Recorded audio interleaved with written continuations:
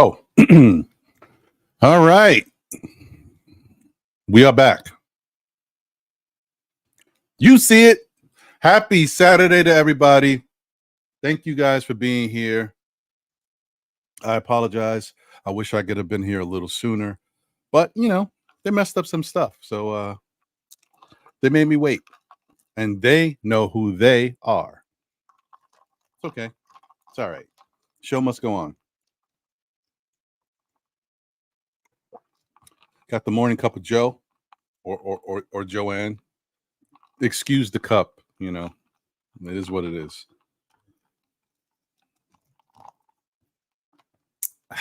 Pinky up. Anyway, happy Saturday to everybody. Thank you guys for tuning in here. Appreciate y'all.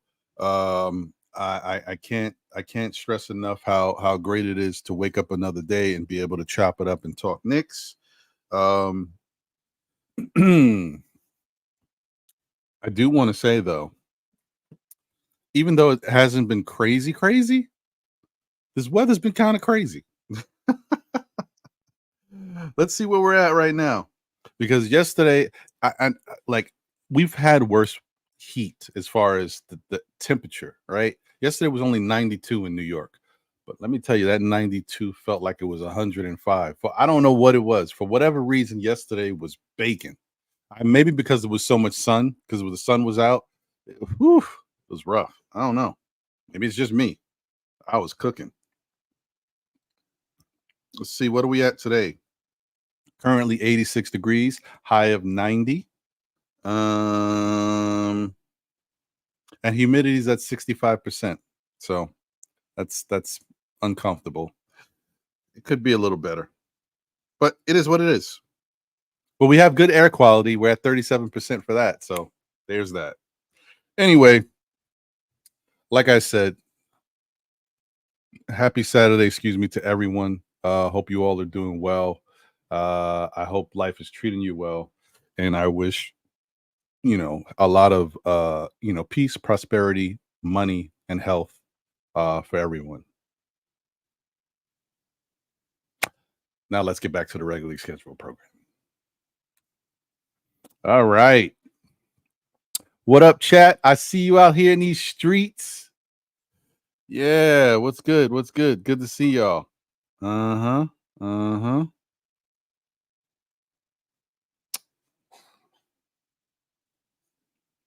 Let's see who we got here today. Hey, Walter Blackman in the building. What up, Walter? Appreciate you, my brother. Hope you're doing well. We got the Woogie-ack in the building. What up, Woogie? What's going on? Said, nah, I mean, what up, Mr. Ron? Have a great show today. Bars. Thank you, Woogie. Andios NYK is in the building. What up, Andios? Good to see you. Says salute, peace, love, blessings to us all. Hit that like, subscribe to the channel, and enjoy the show. Thank you, Andios. And please, like I always say, go support Andios on Instagram. Really inspirational, really funny. Good time. You enjoy the content. Shout out to my guy, Kerry Cox in the building. What up, Kerry? Appreciate you. Good to see you. Hey, my guy Double A is in the building. Salute, Double A. What's good? Appreciate you, brother. Hope you're doing well. Hope everything is good on your end. He said, yes. It's Saturday, which means the smoothest talking quiet storm voice in all of Knicks podcast content creators, my dog, and yours, Mr. Ron Hunter. Man, gotta tell you, Double A. You know how to make a guy feel good. You know what I mean? Pause. You know what? No more pause. Okay, I'm 47. You leave the pause for you young whippersnappers. Y'all can pause. I ain't pausing. I'm a man. All right. I appreciate what I say. I appreciate my peoples. I show love. All right. No more pausing, unless I say something crazy flagrant. But anyway, appreciate y'all. Shout out to my guy Corey Lee in the building. Salute. One half of the 718 boys, 718 Beatles on the Blorence Tears Network with my guy Uncle Freezy. Appreciate you guys. Hope you're doing good, Corey. Good to see you, my brother.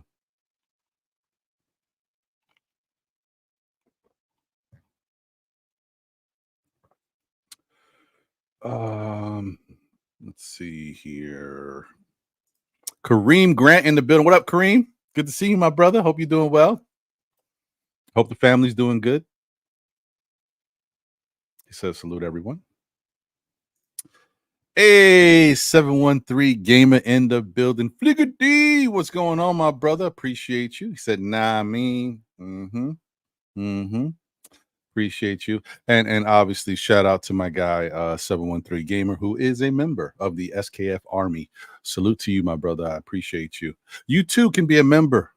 Hit that join button on your YouTube screen, and there's 3 tiers, and you can also be a member to join the show. It's I have a little quick video of how it looks.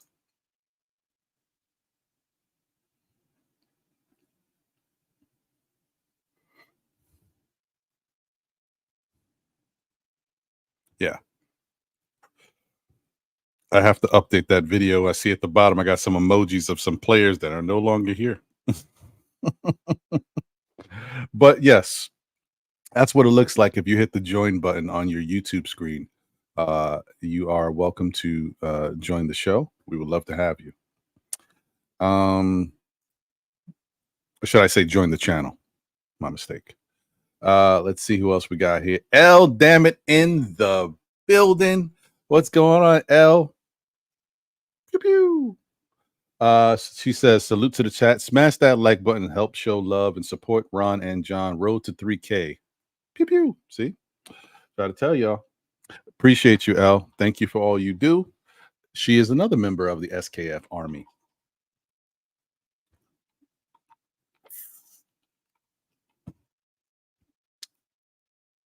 And she's also doing a great job behind the scenes helping our social media grow. So I appreciate you, Al. Thank you so much for all your help and support and love you show us and the show. We are glowing and growing together. Appreciate you.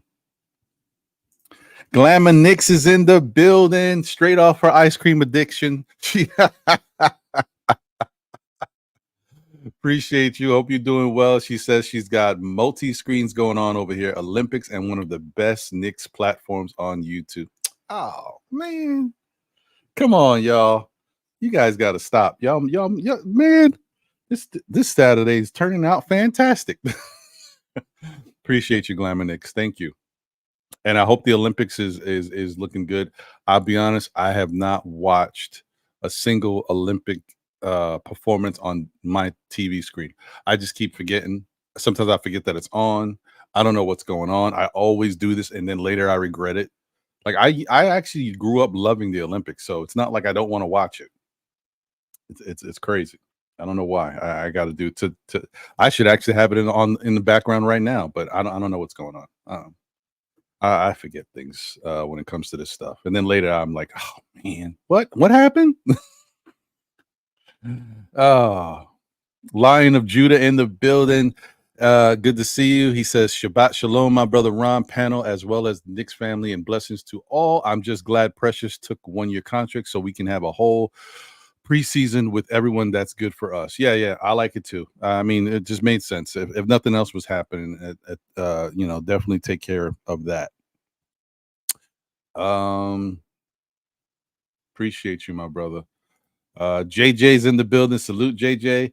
Says salute, Ron. Happy Saturday, bro. Let's go Knicks. Let's go Mets. Orange and blue all day. Facts. We here.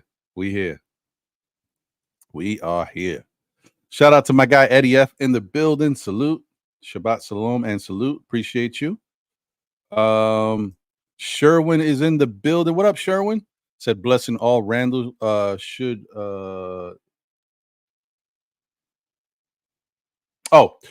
basically, I think you're saying Randall should do what is best for his legacy. He has given up a lot for the Knicks already. It's time for the Knicks to pay him back. James Brown said, got to get back. Need some get back. Hey, okay, Sherwin, I hear you. I mean, that's fair.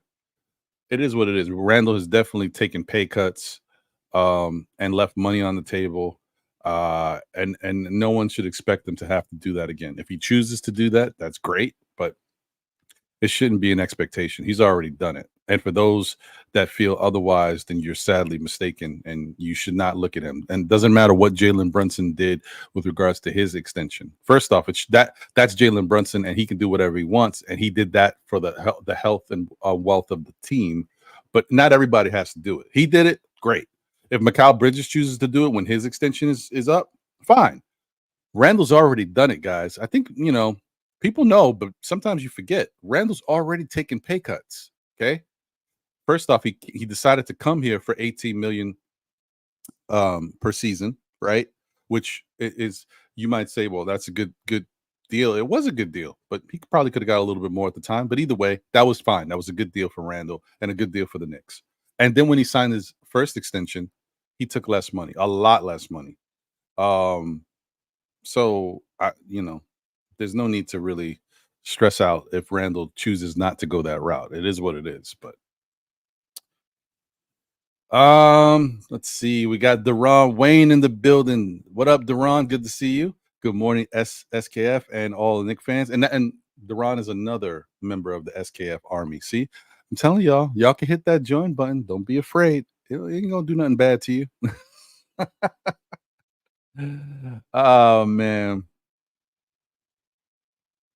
Yes.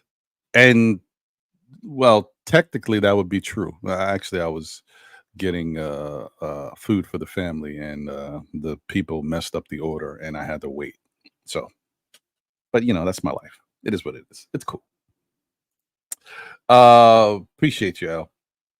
Allah Wise in the building. What up, Allah? It was good talking to you the other day. Good chopping it up. Good to see you. Walter says we still need a legitimate backup center. I hear you. King Ribby in the building. What up, King Ribby? So he said, what's the drink of the day? The drink of the day is a pumpkin spice latte, without all of the other whipped cream and all that other stuff. But it is pinky up. And pinky up is for flavor. Oh man. NYC B-Ball 08 in the building. What's good? Appreciate you. Hope you're doing well. Good to see you. New Knicks City and Squad. Yeah. What up? Appreciate you guys, man. Good to see all of y'all. Yesterday, I was watching y'all's show. You guys, if you haven't checked out the Organic Fanatics podcast, you're missing out, man. They have a really good time up there. It was fun watching Raul, New Knicks, and Machete G up there talking. Yeah, good conversation, man. I enjoyed myself. And the good thing is that they rock like I rock. So they be on for a few hours. I was doing stuff around, had them on in the background, so I was listening. It was nice. I get it. I can dig it.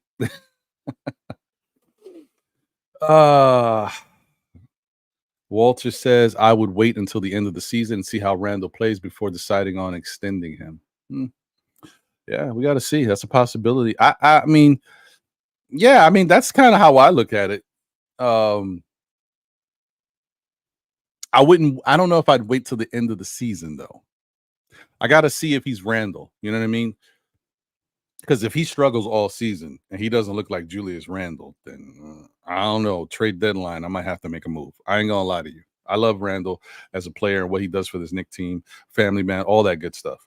But if he don't look right and he's not quite where he needs to be by February or January, whatever the trade deadline, I might have to say, we got to do something here. Because after that, you're going to have to commit him and lose him for nothing. So, but I hear you, though. I'm more of a wait and see how everything shakes out. And if the Knicks can replicate or duplicate that success that they had last January when everybody was together. So we'll see.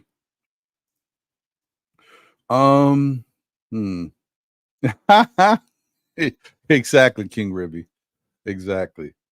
Shout out to my guy, Sam Granderson in the building. Sam, the man, the candy man Granderson. What's going on, brother? I hope you're doing well. He says, salute, peace, and blessings. Good to see you, brother. Brooklyn Butch is in the building. Salute, salute. What's good? Appreciate you. Yeah, humidity is crazy. Yeah, a couple days ago, it was in the 80s. I was like, "What is it's like soup out here." I was like, "What is this?" Nuts. Um, mhm, mhm, mhm. Yeah, that tells you, yeah, yeah, that humidity, it's knocking us out. But it keeps us limber though. I tell you one thing, the only thing about heat and humidity is your joints feel good. You know what I mean? You're walking around, you don't feel like you're about to crack up and break, but it's hot. It's hot. Shout out to Nick P. Salute, guys. Appreciate you. Hope you're doing well. David Smith is in the building. Salute to Ron in the chat. Appreciate you, David. Good to see you. You see. JW is in the building. What up, JW? Good to see you. So shout out to Big Ron and the SKF family. Appreciate you. Darren Wilkerson is in the building. He says, salute Knicks Nation. Good to see you. Appreciate you. Thank you for coming through. Did I already? Yeah, I did. Let's see who else we got here.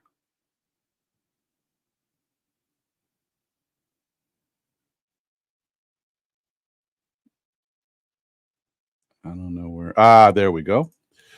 Sincere in the building. Salute. What's good? Appreciate you. Hope you're doing well. Jersey Shore 74 is here. Oh, right. Jersey Shore says, Ron, just listen to you and Alan. Great job.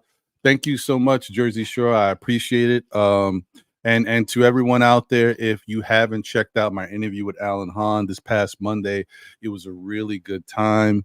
Every time I'm so fortunate to be in a situation like you guys got to understand.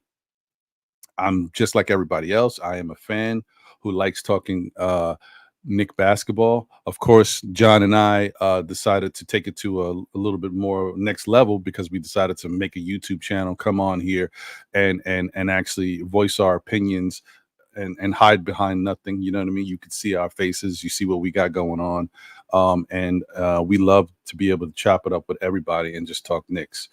And then the ability to interview people is just another added bonus. Most of the time, it's Nick content creators, fellow content creators, my friends. Some people I call even are starting to become family, and I enjoy it. But when I can actually get together with someone who I look up to as a person in this Knicks community, someone who inspires me, someone who I look to, on a day in day out basis to talk about my New York Knicks and other times, when he's talking about other sports franchises as well. To be able to interview someone like that it's such a privilege, and I can't say enough how blessed I feel that I've had a chance to do it twice. You know what I mean? Like, listen, some people might take it for granted. I do not. That is fantastic. I am highly blessed and favored to be able to have Alan Hahn on the show and to chop it up with him. So, yeah, thank you once again to Alan Hahn for making the time. He's a very busy person, and just for him to sit down with us says a lot about who he is. So, once again, appreciate you, Alan, and thanks to everybody who's tuned in and watched it. And if you, like I said, if you haven't watched it yet, please do. It was a fun time, and I've already said it once again because the other thing is, like, over time, obviously, new people joined the SKF family, SKF army, and they get exposed to still Nick fans, so they see the content as it goes forward. But sometimes you don't look at the stuff that's backwards, right? This is our second time interviewing Alan, and as I've said, this past one we talked about the Knicks, right? But if you ever want to know or understand who Alan Hahn is and like how he became a Knick fan and all of his interests and things like that, you got to check out our first interview with Alan. I mean, he really goes into detail about his life, becoming a Knick fan and growing up and basketball and what it means to him. And he shared some stuff that he had at that point had not shared anywhere else. So I think it was a really good interview. It was actually my favorite interview because it's just so well rounded. And that's not to toot my own horn. I'm saying like it was just a real. I watch it sometimes just to watch it, even if it, I know it's me, but if it wasn't me, I'd still be watching because he talks about his life and everything. And then we get into Knicks and it's just well rounded, the conversation. So I definitely enjoyed that. So once again, if you want to look at more about our interviews with Alan Hahn, just go to the Still Knick Fans YouTube page, and then there's a search engine. Once you're on the page, remember there's a search at the top that allows you to type in whatever YouTube place you want to go. But once you go into someone's channel, you can search their channel and you type in Alan Hahn and you'll see the 2 interviews we had with him. Or you could just type in Alan Hahn and Still Knick Fans and they should both pop up as well. But once again, thank you, Jersey Shore. Thank you to everybody that tuned in and watched. That video is getting a lot of love, and I appreciate all the support that you guys have given us. All right, that's done. All right, I'm out. Sha Powers in the building. Salute, Sha. Appreciate you, man. Good to see you as always. One half of the Knicks Real Talk. And the crazy thing is I got so caught up yesterday. I think Sha and Divine were on yesterday, if I'm not mistaken. And I set myself a reminder. And the reminder didn't pop up because I was like, I'm gonna do something. I'm gonna set myself a reminder so it just pops up. It didn't pop up. And then later I saw that the show had finished. I'm like, so replay gang for me. After I finish this show today, I got to do a lot of cleaning and stuff around the house because it's just never ending. I will be catching up with you guys and seeing what you guys were talking about. So appreciate you guys as always, Sha.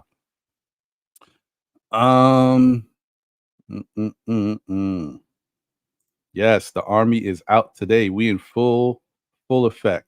Hey, my guy. What up, Drugs? Appreciate you, brother. Yo, it's been a minute, man. I haven't seen you in a while, man, because we haven't been able to do any NBK events or anything like that. So, but definitely missed the chance to chop it up. I was looking at pictures the other day of us at the draft party in Atlantic City. Yeah, man, that was a good time. I really had a good time out there. So good to see you, brother, as always. Hope you're doing well. Hope the family's doing good, brother. And if we can ever get cracking again with the NBA wrap up on Nothing But Knicks, or even the wrap up on the Front Stoop, which at some point I'm going to probably revisit that, and probably it's going to be another name change for the wrap up because it's got to be. I want it to be a little bit more different from the NBA wrap up, so we'll figure it out. But I would love to chop it up with you again, brother, because you know what I mean. Hip hop talent is not something that goes away. We gotta cherish it and make sure it's out there. So definitely love to chop it up with you again, bro. Shout out to AP in the building. Salute AP. Hope you're doing well. Salutes to the chat. We are getting closer. Yes, we are. Every day that goes by, Knick basketball is on the horizon. Can't wait, man. Hey, shout out to Boulevard 73, another half of the 718 Boys. Him and Corey Lee do that show on the Lawrence Tears Network on Sundays around 10 a.m., I believe. And he is also a member of the SKF Army. Shout out to you, Boulevard. I appreciate you. He says, salute, Ron. Peace, bro. Shout out to the family. Thank you, brother. And it was fun chopping it up with you as well the other day on the phone. So definitely had a good time, man. Good to hear your voice, bro. King Ja is in the building. What up, King Ja? 1985 in the building. He said, you think Precious will be traded at some point in the season for a more traditional center? I definitely think it's a possibility.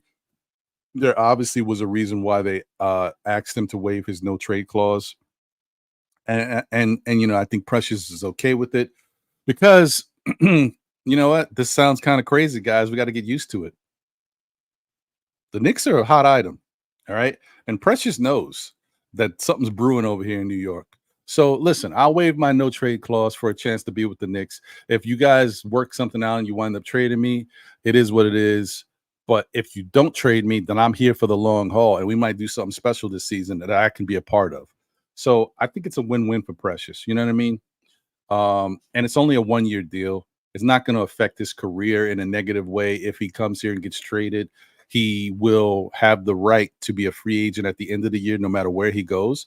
He can either sign an extension at the place that he gets traded to, if he wants to, or he can be back on the open market and help his value. Because let's the other, call a spade a spade. The other thing too is Precious has been out there.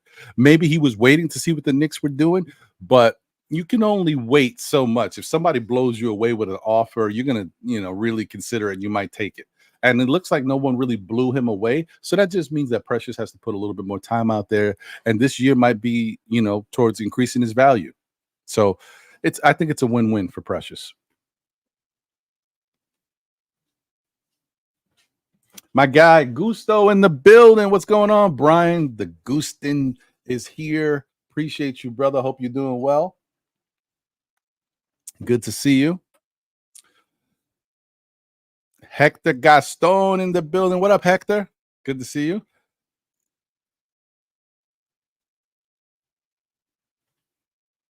PA5 back in another year. Let's go. People liking the Precious Achiuwa signing. I can dig it. I can dig it. Ivory 10 in the building. Salute. What's going on? He said you can wait as long as you want to pay more later. Tomorrow's price is not today's price. Yeah, that's true. That's a good point.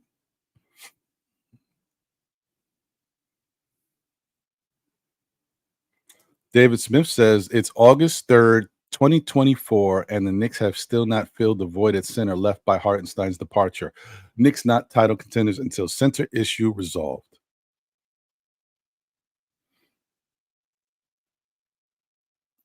I hear you. You may be right, bro. You may be right. There's something that they're going to have to address. Am I like hoping that the Knicks catch lightning in a bottle? Of course. Am I like preseason training camp happens, Ariel Huck party goes crazy? Of course. Yeah, but they probably need to figure something out there. So I agree. Let's see here. Okay. Let me kind of breeze through a little faster. Margaret Edwards is in the building. Hey, what's going on? She says, hi, Ron. Good to see you once again. Margaret Edwards, one of the staples of our Knicks community. And now the show can begin. Let's go. What's going on, Margaret? Wesley Robinson is in the building, said, peace and blessings, Ron. I'm checking in from Strong Island, New York. Yes, you are. Appreciate you, bro. Hey, the Organic Fanatic Show is in the building. Que lo que, my guy. Salute SKF Ron. Let's get them likes up. Appreciate you, Raul. Hope you're doing well, my brother. Great show yesterday. Like I said, it was a good watch for me, and it was playing in the background. It kept me entertained while I was doing other things. So good job by you guys. And please show them some love, everybody. Shout out to my guy Parrish Duggar in the building. What up, Parrish? He's coming back with his conspiracy theory. He said, August 6th, mega extension or trade of Julius Randle. Brunson set the tone on taking less for a championship. Leon trades everyone who wants the bag. So, I see what you're saying. So, you may have a point. You may have a point. I think the Knicks have made how many times? Hey, look at this, guys. How many times in this last 3 months? I'm giving it a good amount of time. How many times have you heard somebody come out and say the Knicks are not interested in trading Julius Randle? They're doing it for a reason. I don't know. I'm just saying. I can't see it, and the fact that they keep coming out through other people and saying stuff, I don't know, guys. I don't know if trading Julius Randle is on their mind. Now, obviously, things can change if the negotiations with regards to money take a different tone. Anything could change, but I don't see it. But I hear you, Parrish. It could happen. We'll see. Thank you for the generous super chat, my brother. Appreciate you. Hey, Dorkosaurus Rex is in the building. Appreciate you. Huck Porty and Precious breaking out this year. Mark my words. You could be right. We'll see. You could be right. And shout out to you, Dorkosaurus Rex. It was good to see you on the Lawrence Tears the other day. I actually saw your face when you jumped on the panel. It was good to put a face to the name and a voice too. Appreciate you. Thanks, David. Appreciate that.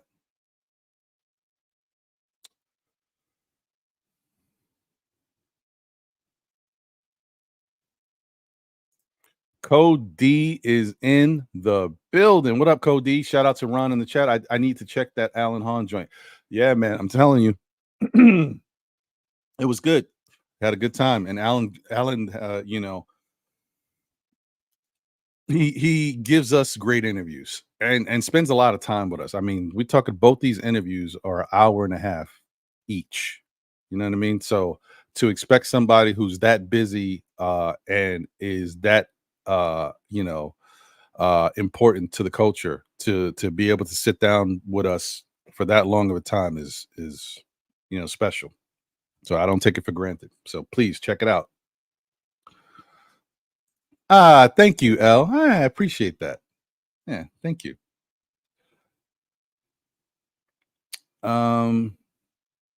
If Randall, oh wait, hold on. Margaret says Randall was hurt this past season. He needs to prove himself. That's true.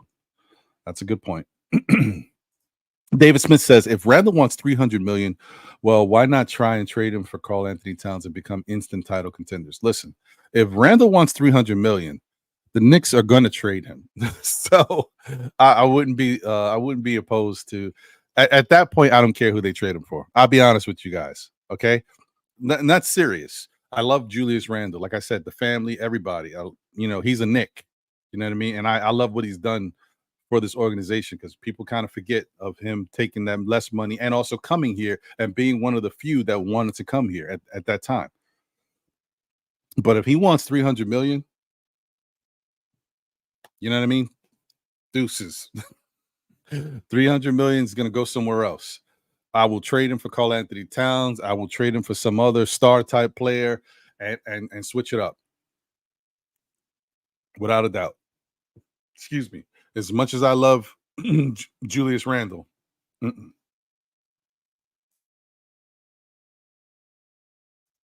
I just can't. I can't. You know what I mean? I'm like Meatloaf. I would do anything, but I won't do that. No. I mean, but seriously, like 300 million is uncharted territory, and honestly, it should only be saved for the best players in the league, like the top of the top, the cream of the crop. Right? And I already told you guys that I feel like Julius Randle is one of the better players in the league, but the best players in the league get the 300 million. I ain't giving him 300 million. All right. If I was being fair and honest with you guys, I don't classify people's value because I don't know what it really looks like. But his value is worth more than 200 million. How much more? I don't know. But he's definitely a 200 million plus guy. I mean, it's just realistic for today's NBA and what he can do out there in the court. Three-time All-Star, two-time All-NBA. And his numbers show that he's a $200+ million player. Kate Cunningham got 200 million. If I'm not mistaken, 205, I think. Right? OG Anunoby got 212. Julius Randle's an easy 240, $250 million player. It's just not 300 though. But and me saying that doesn't mean I think the Knicks should give him that. I'm just telling you that's what he's probably worth. It's a lot of money.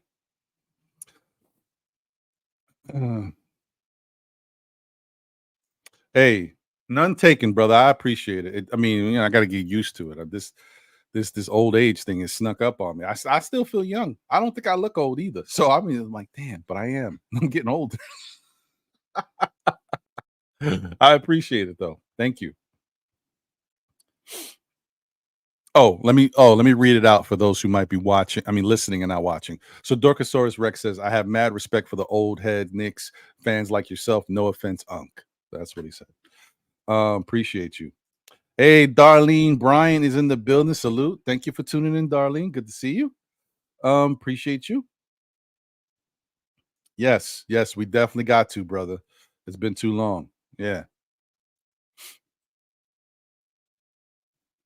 Darlene says, I can't wait till the season. Yeah, I hear you. I'm with you. JT Riddick is in the building. Salute. Great Alan Hahn interview, Ron. Thank you, JT. Appreciate you.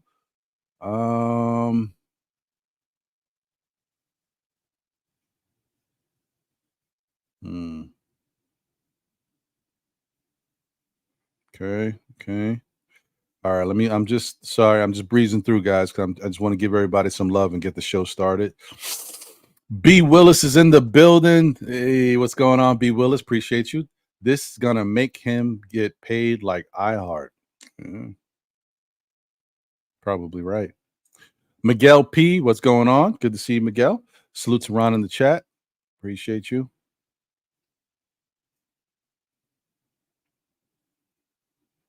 D Coolest 718 is in the building. What up, D Coolest? Good to see you. Hope you're doing well. Always good to see you, bro. All right. Nick Yak is in the building. Salute, Nick. What's going on? He said, why August 6th, Paris? Leon's son is Randall's advisor. Leon already knows what they're willing to settle for, and Randall is still here. We have 5 more years of trading Randall nonsense after the extension. John Smith is in the building. Salute, Ron. The Knicks and Leon Rose have made the decision for a backup center. They are playing Mitch as a starter and Juju and Precious at backup with Jericho as a third string center. We'll see. We'll see, John. I don't know, because remember, if you watch the Alan Hahn interview, when we talked about Julius at the 5 for a little bit, briefly. We all know it. Alan said it as well. Tibbs does not love small ball Randall, at center play. He'll do it. He don't love Randall at the 5. So, I mean, maybe this year it's different, but in the past he hasn't liked it. He'll do it, but it's not his favorite.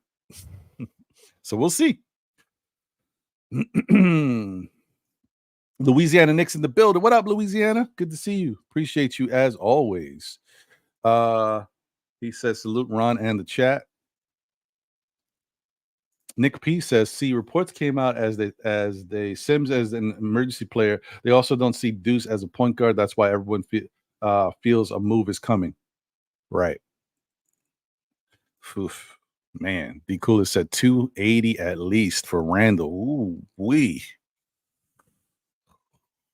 That's a lot of ching ching. You know what I mean? I don't know, man. 280. Ooh, wee. And you know what? The thing is, I don't know what he qualifies for. He might, because the other thing is, guys, the Players Association agreement with the NBA, because of his time in the league and his numbers, he might qualify for 280. But that's a lot, man. Whew. That's some real ching ching right there. I don't know. Even Darlene's like 300 million is a whole lot of money for Randall, right? I'll be honest, guys. I just listen. Okay. Margaret says I feel Jalen Brown not worth 300 million. She said that's just me. All I can say is I thought it was a lot to give him, but he is a two-way player, and sometimes that's the thing with Jalen Brown, though. It's not all the time. Maybe as he goes forward in his NBA career, it'll be more. But in the past, it's been spotty, right? Sometimes Jalen Brown gives you like incredible performances, and you're like, oh, he's next level. And then sometimes he doesn't. But you also got to remember he is playing with Jason Tatum. So, like, if this was Jalen Brown's team and there was no Tatum and Jalen Brown was the number one option, maybe he'd give you those type of numbers every game and play incredible defense. So, to me, that warrants a $300 million player. if you can be really good on offense, sometimes super special, but also really good on defense, if you're going to give players 300 million, then that's the type of guy that would get 300 million in my boat. And the Celtics got 2 of them. Because as I've talked about in the past, Jalen Brown is a really good defender, but Jason Tatum is a really good defender too. And the numbers don't lie. Sometimes it doesn't feel that way because they don't make a big deal about his defense. Jason Tatum is one of the best defenders in the league. Look it up, guys. I'm not just saying it. So the fact that he's one of the best defenders in the league and he's one of the best offensive players in the league, 300 million. If you're going to give it to somebody, those are the type of guys that should get it. And you want to say, okay, well, giving players 300 million, those guys haven't won anything. Well, now they have. So now they really warrant it. Now you can't use that excuse. Like, they're good, but are they good enough to win a championship? Yep, apparently they are. So there's that. Sam Granison said market has went up. It's ultimately up to Randall if he remains a Knick or not. It's true. And the market has gone up. And with the new TV deal, the NBA is obviously making money. So the owners get kicked back from that. There's money to be had. Just, we all got to see how it plays out. JJ says, I won't go at someone wanting every dollar. Get your bag. I hear you. Paris, thank you for the generous super chat. He says, an unhappy Julius Randle is bad here now. It's a bag or buy. Well, I mean, we don't know if he's going to be unhappy. Once again, guys, we don't know what Julius Randle's thinking. We don't know what he wants to do. We just know that he's in a position to take less money or go get the bag later. And even if he decides not to sign this current extension at less money, he can still sign later, right, for more money, but not the full max value of what he can get. So let's all take it easy, guys.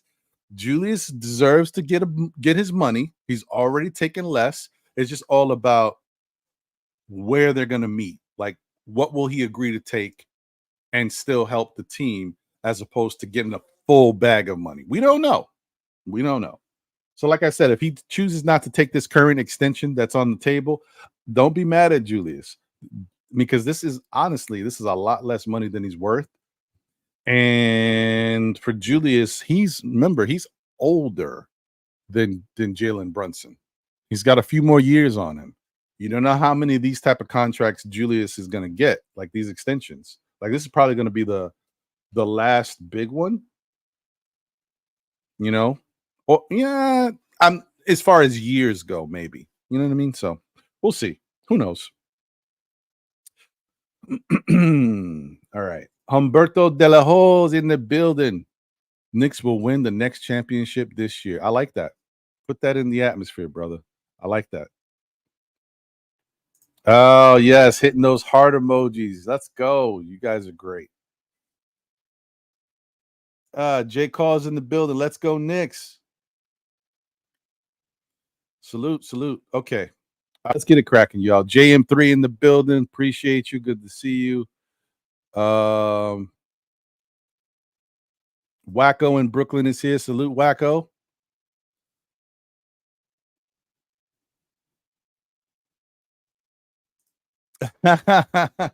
Woogieack says, I just got enough signal back to smash that like button. Not out in these streets, out in these sticks. Go Ron. Appreciate you, brother. Yeah, he's out there in the wild on a fishing expedition. Salute to you, Woogie. Thank you for tuning in wherever you are, brother. I appreciate you. Jet Life for Life is in the building. Salute. Appreciate you. Thank you. Paris says, Ron, it's a second apron NBA. If Julius doesn't accept now, Leon can't afford him later. There is no tomorrow with this extension. Yeah, but let's see. I hear you, Parrish, but that doesn't mean that the Knicks won't be prepared. That if that happens, to jump into the second apron, it's not like jumping into the second apron is a death sentence, guys. Like, if you get there, you just know that your team's got to be right. Like, you've done enough. You put your team together, And this is what you're rocking with. There was no second apron back in the day, right? But if there was, Golden State would have been in the second apron for years because they maxed out. They got to a point where they built their team the way they wanted to, and then they paid these guys money, and they were like, "Listen, we went all in. It is what it is," and they won championships because of it. The Knicks haven't done that yet. They haven't won anything yet. But if it gets to a point, like if we watch this Knicks team this year, and this Knicks team wins 60 games, 55 games, whatever it is, and they look good, then the Knicks have built the type of team that can win a championship. So if they wind up going into the second apron with players that are still fairly young and this type of level of talent, it is what it is. Just keep rocking out. Just whatever you get to this year, hopefully it is a championship. But if not, if you get close, then next year you go to, win it all. You learned again from whatever happened this year, and next year get it done. But you have the team in place, right? I mean, of course, obviously, dealing with the center issue, we got to see where that goes. But if you say we got the center that we need, the backup center, this team would be put together every way which you could think of. What else do you want? I mean, what more do you need? The point is to get the team to the point where it can win a championship. Once you get there, it's there. You think Boston is worrying about, oh man, we won the championship this past year, so who can we add this year to win it? No, they got a good team. They got great defense. They got great offense. They got good coaching. Run it back. If they go into the second apron, they go into the second apron. I'm just saying you got to get your team to that point. But they got to prove it. But once you're at that point, who cares? You're a championship team. That's what you're thinking of. That's what you're working towards. You're there. You're there. Golden State was maxed out, capped out for a minute. At the highest level, paying like hella luxury tax. But they were a championship team and they won multiple championships with it. So it is what it is. That's what you play for. Sometimes the owner will pay those fines, pay those extra taxes and stuff because of the type of product he has out there. Hopefully James Dolan is like that too. We'll see. But one thing we can never say is that James Dolan is cheap. He's always put his money up. That's fair. All right. Right. Exactly. Dorkosaurus Rex says, I guarantee Celtics fans aren't crying about blowing past the second apron right now. Yeah. They won a championship. Who cares at this point? And they have a chance to win again. They got a good team.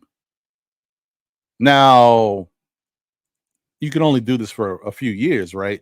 Maybe 2-3 years. And if it doesn't look like you're still at that same level, then you start to say, okay, we got to cut the fat a little bit. We'll get back under that second apron. And then we can change some stuff around. But for right now, you got to get there. And then once you're there, you let it ride. But I'm not saying the Knicks should just jump into the second apron right now. But they wouldn't be doing it right now. It'd be later.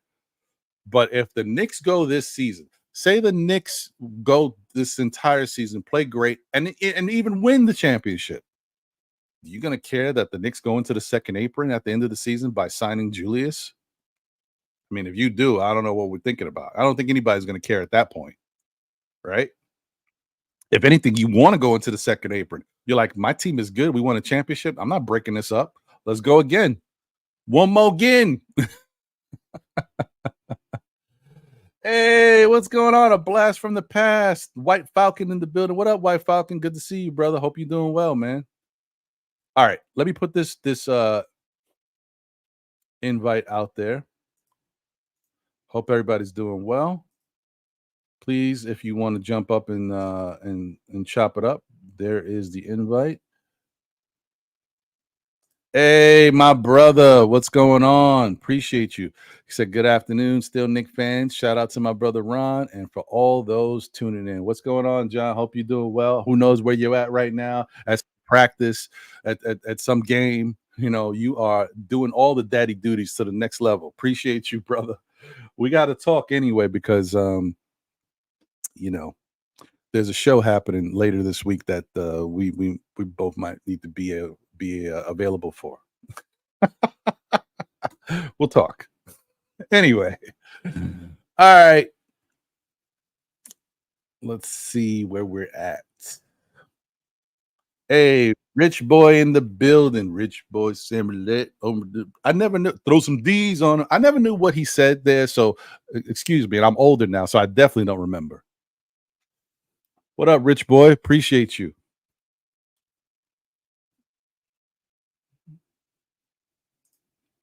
Darlene says, if we win a chip, I would not care about any apron. Facts.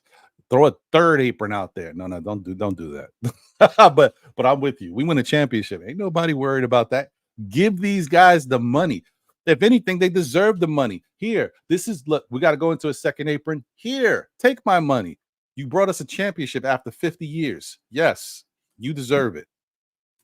All right, let me get my guys up in here.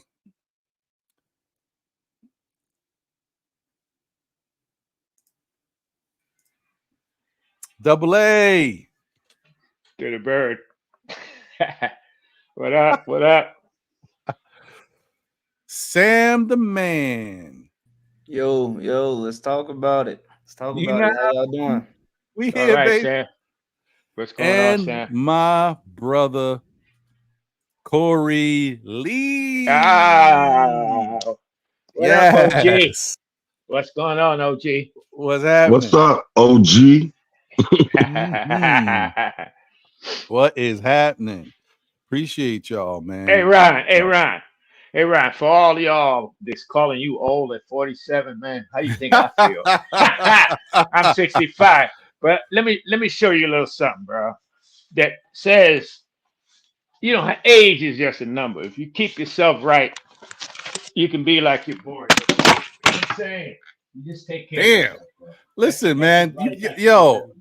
Hey, man. Exercise program, get yourself in shape, and you find yourself not needing medicine and painkillers and diabetes medicine and all this other stuff. Take care, bro. Right? It's just a number. Bro, you want to supplement? You want to supplement your Social Security? Because I need security. Yeah. Let me tell you something, Double A. I wish, and I told myself the other day when I was walking around, I said, you know what, Ron, it's time to get back out there. I haven't been to the gym in a few years because I had a bout of anxiety, and I went into the gym one time and it felt like the walls was closing in on me. I was like, yeah, I had to chill, but I'm good. And I think, it's time to get back into the gym because by the time I get to your age, if I could look that good, then I'm doing something. Thank you. So shout out to you, brother. But it's a lot of work, man. 5:30 in the morning. Me and my wife, wifey, we in that gym, bro. We built a gym built a gym in my garage, so it's no excuse. And the best thing is go at it early in the morning, man. When you wake up, go at it. That way, later is no excuse because later never happens. Let me tell you something. You don't got to worry about it later. Plus, it gives you energy for the rest of the day. Yes, sir. Yeah. Yes, sir. Yeah.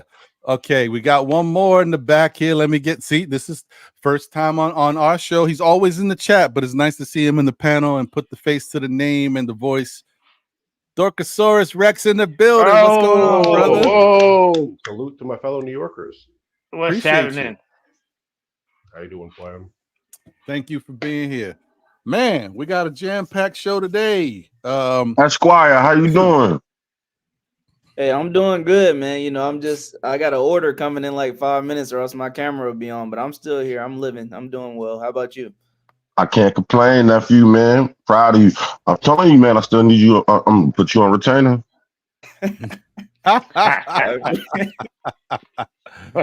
Oh man. So first off, let me just ask around to you guys to see how you feel about where we're at right now.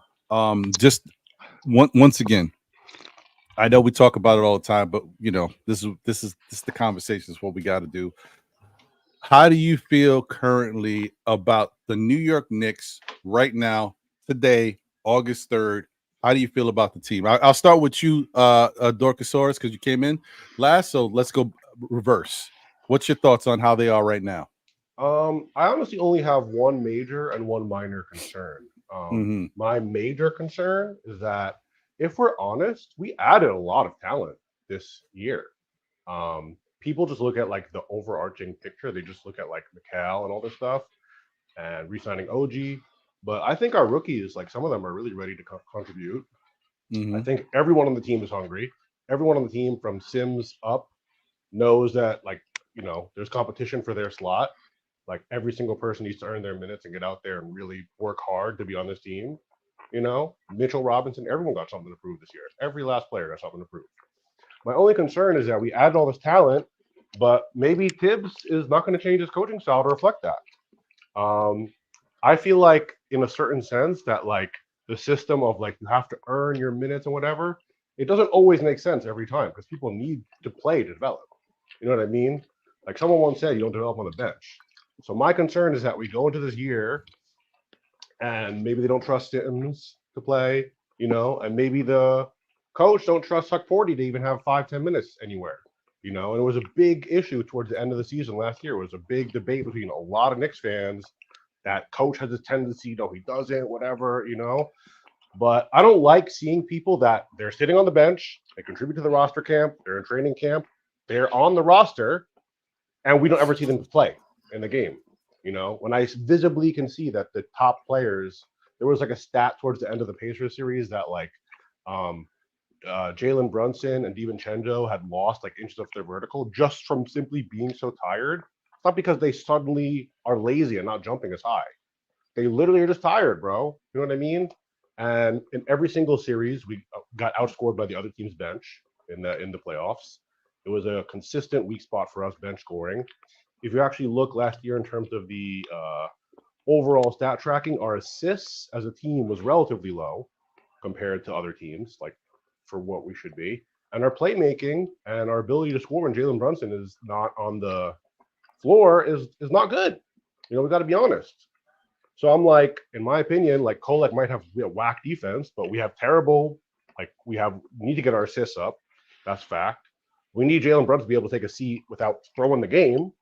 And it's also not smart that like our entire winningness basically depends on whether Jalen Brunson's having a good night or a bad night. Even a player like Jalen Brunson can have bad nights, bro. There was tons of times in the playoffs where he would throw bricks, bro. Even Jalen Brunson, even Michael Jordan have bad games, bro, where he couldn't hit shit. It's going to happen. Your whole entire team can't be just off one player winning or losing. So my fear going into this, my major fear is that we go into the season, we have talent. I personally, you guys know more about basketball than me. You've been watching the game more than me. I'm going to default to you guys in this. If you guys say it's not the case, then fine. But I think Kolek and Akporti can at least give 10 minutes here or there. At least. Better than tired Mitchell Robinson. I'll tell you something else to bring it all together into one point. So I'm Moroccan. Right now, Morocco's doing, they just made history in the World Cup, in the Olympics, right? And very recently in the World Cup. There's kind of a similar myth that Moroccans tell themselves compared to New Yorkers that we're so tough, we're so gritty, we can overcome anything, right? It's a very appealing myth. But there's a limit to that. If you put an injured person, it could be injured Michael Jordan. Injured Michael Jordan versus the worst, healthiest NBA player is going to lose. You can't put injured, tired-ass people out on the floor and be shocked when a healthy, fit NBA player, even who's worse than them, outplays them. The guy's tired, bro.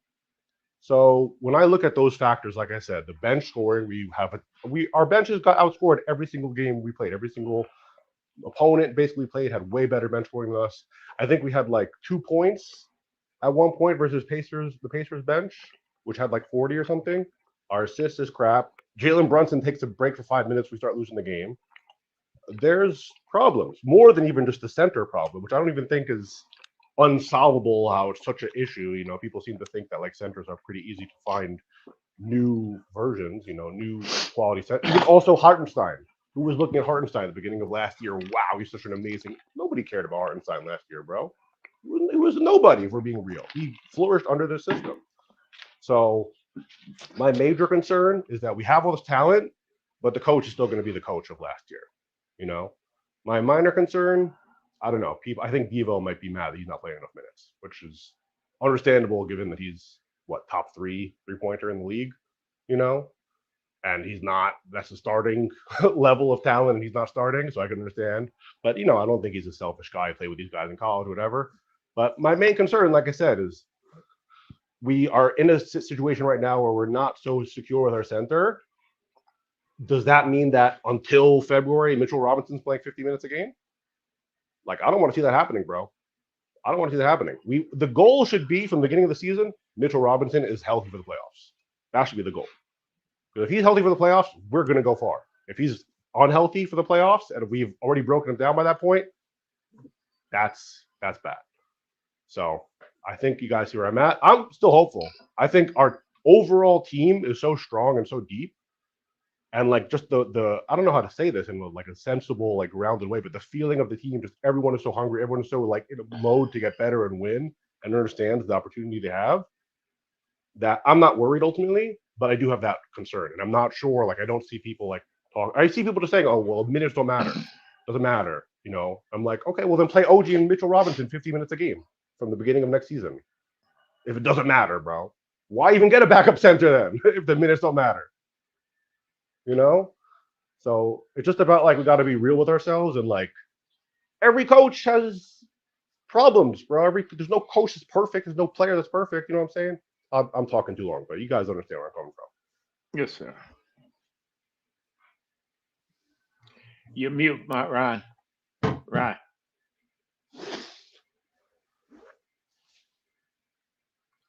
My fault. I was had some noise in the background. I apologize. I see where you're at with it. I definitely think that that what you said is it's sensible. It's something that the Knicks have to kind of definitely look at and consider. And I think that they already once again, I mean, I've said it before. I'm gonna say it again before we move on to other people. I think the Knicks really have.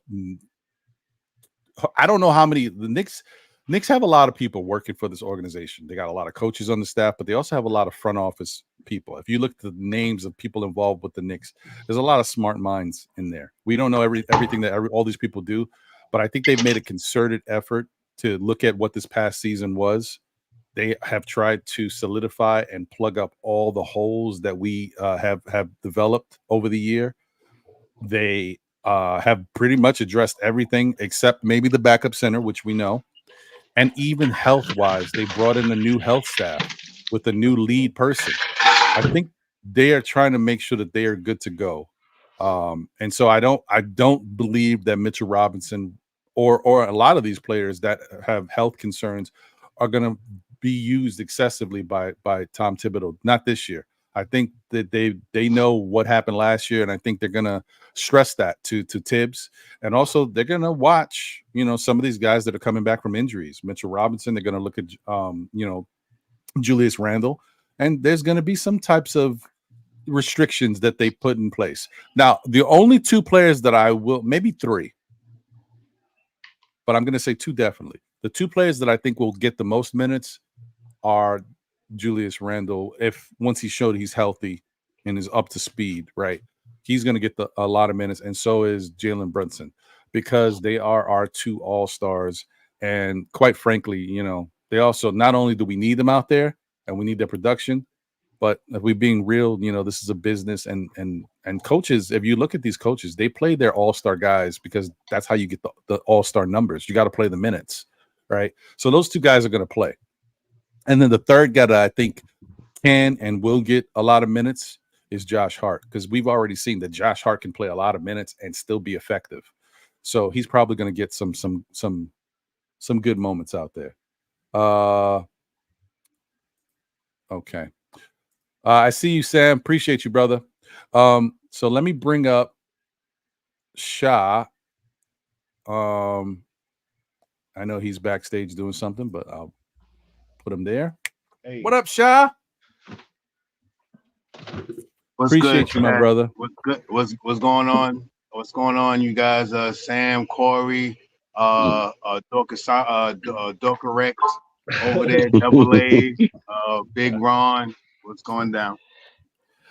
Oh, good. Excuse me, I don't want to sound like I'm illiterate. No, you good. Yeah, I'm sure he knows. At least you ain't got to say bodega no more.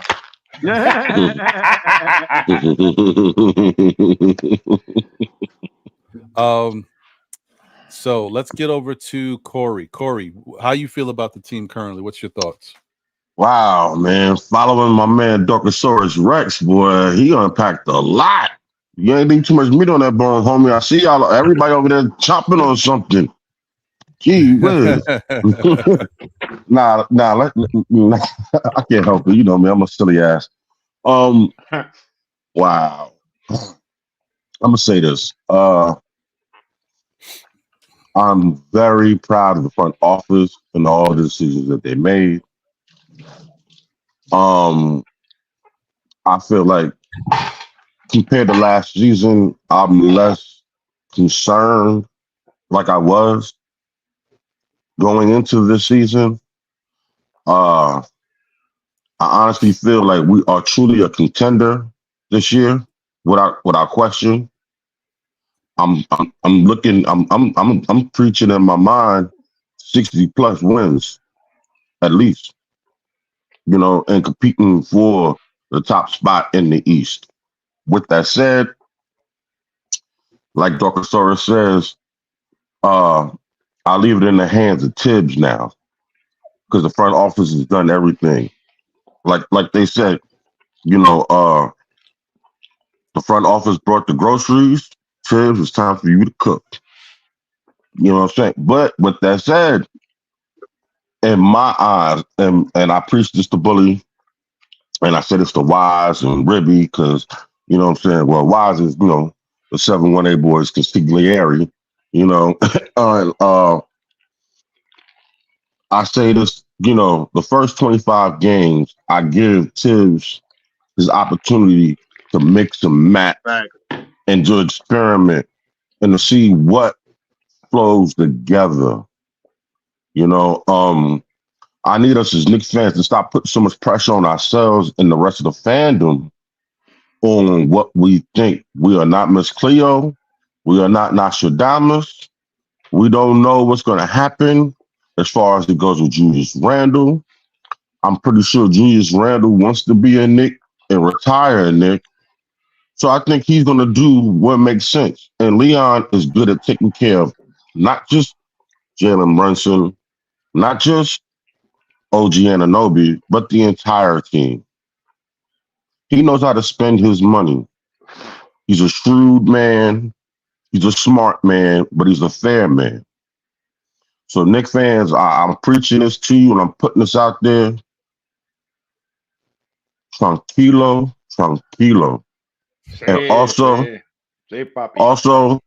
one of my favorite lines, quit your blood clot crying because we're going to be okay.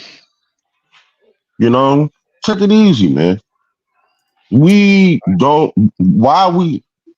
should not be we should be in the present and not thinking about the future right now. The present, when it comes, is going to be what? A present. The future will come. Enjoy the present that we have right now. Unpack it. Look at it. Play with it. Pause. You know what I'm saying? But just take it easy. We put too much thought into what we think is going to happen. Stop trying to be the smartest person in the room. How about you just sit down and watch and take the lecture that's given to you?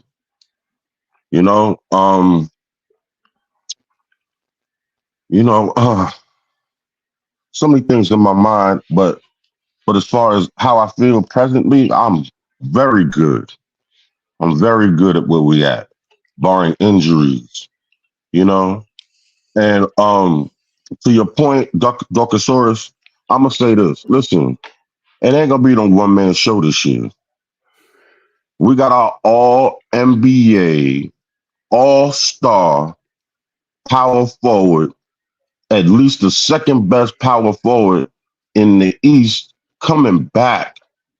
And from what I hear and from what I was told, because I haven't seen the videos, but I rely on good people and they give me good information. They say that man looking good. So, and I bet you he comes back with a vengeance. Now, on the Mitchell Robinson front, Tibbs is going to slowly work him. And that's why he brought in these other young men. And believe it or not, I believe Jarek, Fly is going to kill me for this, but I believe, and Ribby, I believe they're gonna Jericho Sims between Jericho Sims and Huck Porty or whoever mixed the squad are gonna fill in admirably and do what they have to do to help support this team. So, Knicks fans, breathe, go smoke a Newport, get a Corona, and you know what they call me? They call me Jose, and it's for a reason. It's silver. I toss it back. So, with that said, I pass it on. All right, appreciate you, Corey. Thank you, my brother. I'm gonna get over to Double A, then Shah, and then Sam because I think Sam's doing something in the back. I want to give him some time. Chopping it up. But before I do, I just want to say,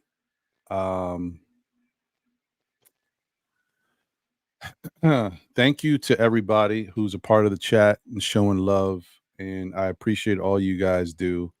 I definitely want to say thank you to everyone that is active and is a moderator. But I also want us all to, be respectful of each other and keep in mind that we are all Knicks fans. We all want to see our team do the best out there.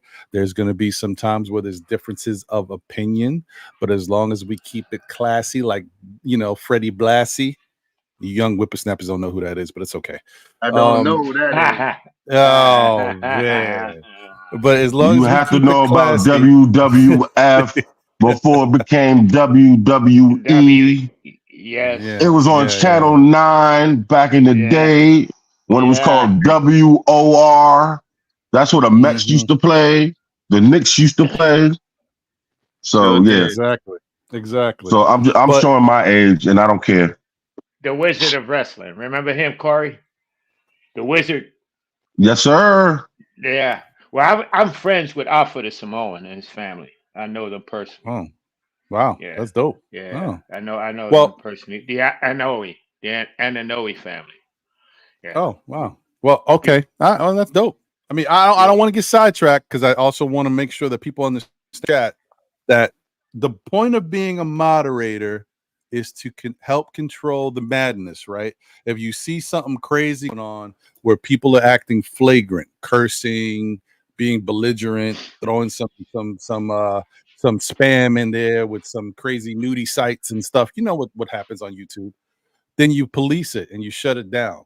But we don't want to shut down people's ability to have a regular opinion. You may not agree with it, but we can all respect each other's opinions. On the flip side, though, if you're not a moderator and you're coming in with an opinion, hopefully your opinion is respectful as well. You're entitled to it.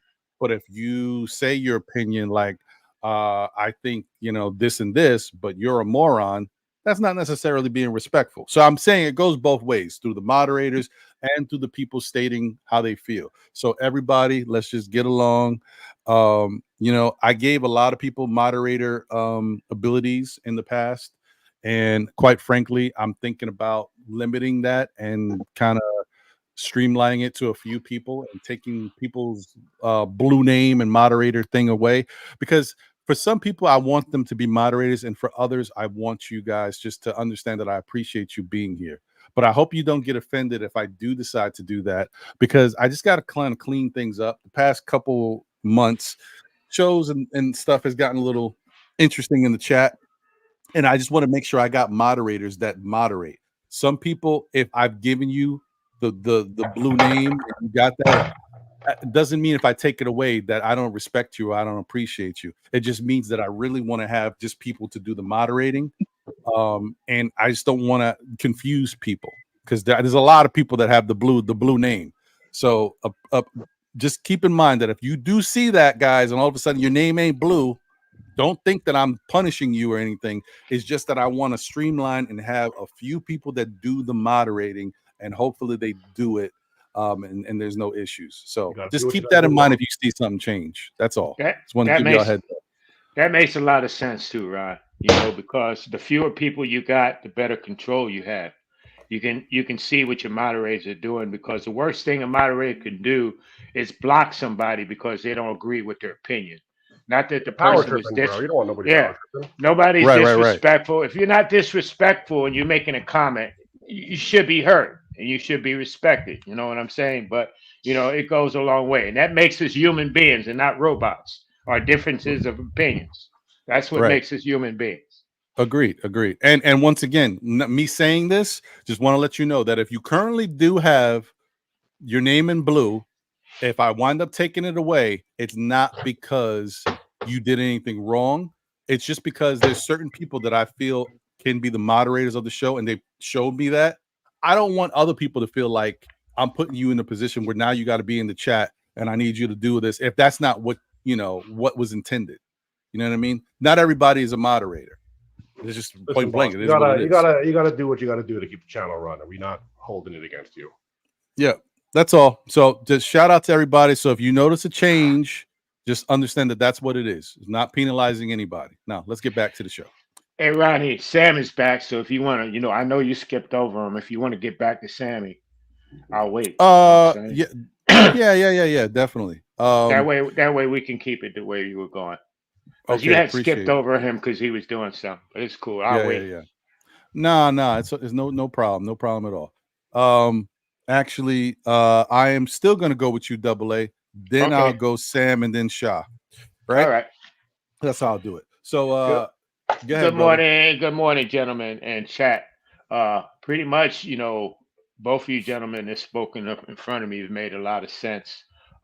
Shah, especially in you saying, let's calm down, let's see what's up, because after Rose did the impossible 2 times, I decided I'm going to shut my face and let the man do his job and be a fan. You know what I mean? And I think that way you can enjoy the game a lot better as well. You're not tensing up.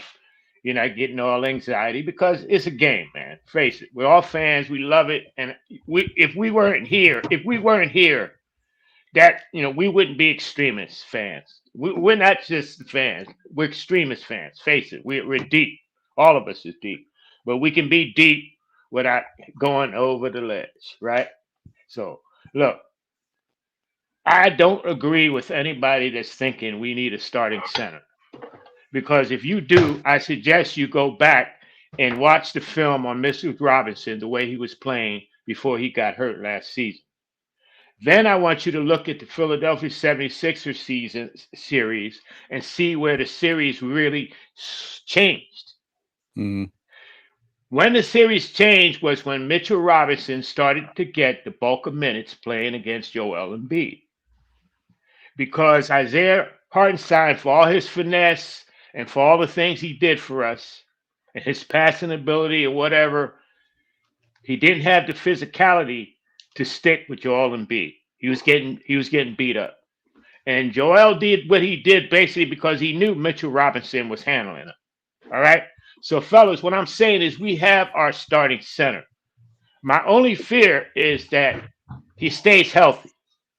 Because I believe for the first time in Mitchell Robinson's career, as great as he's been on defense, he will be twice as good. Reason being, he finally has help. He has 2 of the strongest perimeter defenders in the game in Mikal Bridges and OG Anunoby. And fellas, ain't it strange when Bridges was on another team, he was this superstar. He was this unreachable star. New York, you never going to get him. And we get him, and now he ain't nothing. You know what I mean? He ain't all that. All of a sudden, Bridges ain't all that. Hey, man, let me tell you something. Mitchell Robinson, with 2 people that can more than hold their own on defense, is going to be a monster. We talked about it before on the show before. Why, if he's such a great defensive player, he doesn't average more blocks a game? It's simple, man. Is you're covering. You're going all over the court covering for people. It's hard. But you give me a Mitchell Robinson now that's got OG Anunoby and Bridges to help him out on defense. Brother, okay, I might get killed for saying this. If he stays healthy, he will be in the All-Star game. Watch me. If he shapes up his free throws. Forget the free throws, bro. I don't have Mitchell Robinson for free throws. I have Mitchell Robinson for rim defense and to anchor our defense.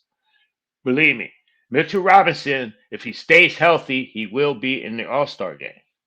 Mark my And words. one quick thing though, I want to say, and I'm sorry to interrupt. He Nah, not knocks at all, down. brother. He knocks down.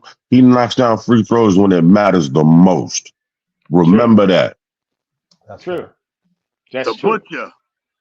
And he's gotten better. You already know it, boy. He's gotten better.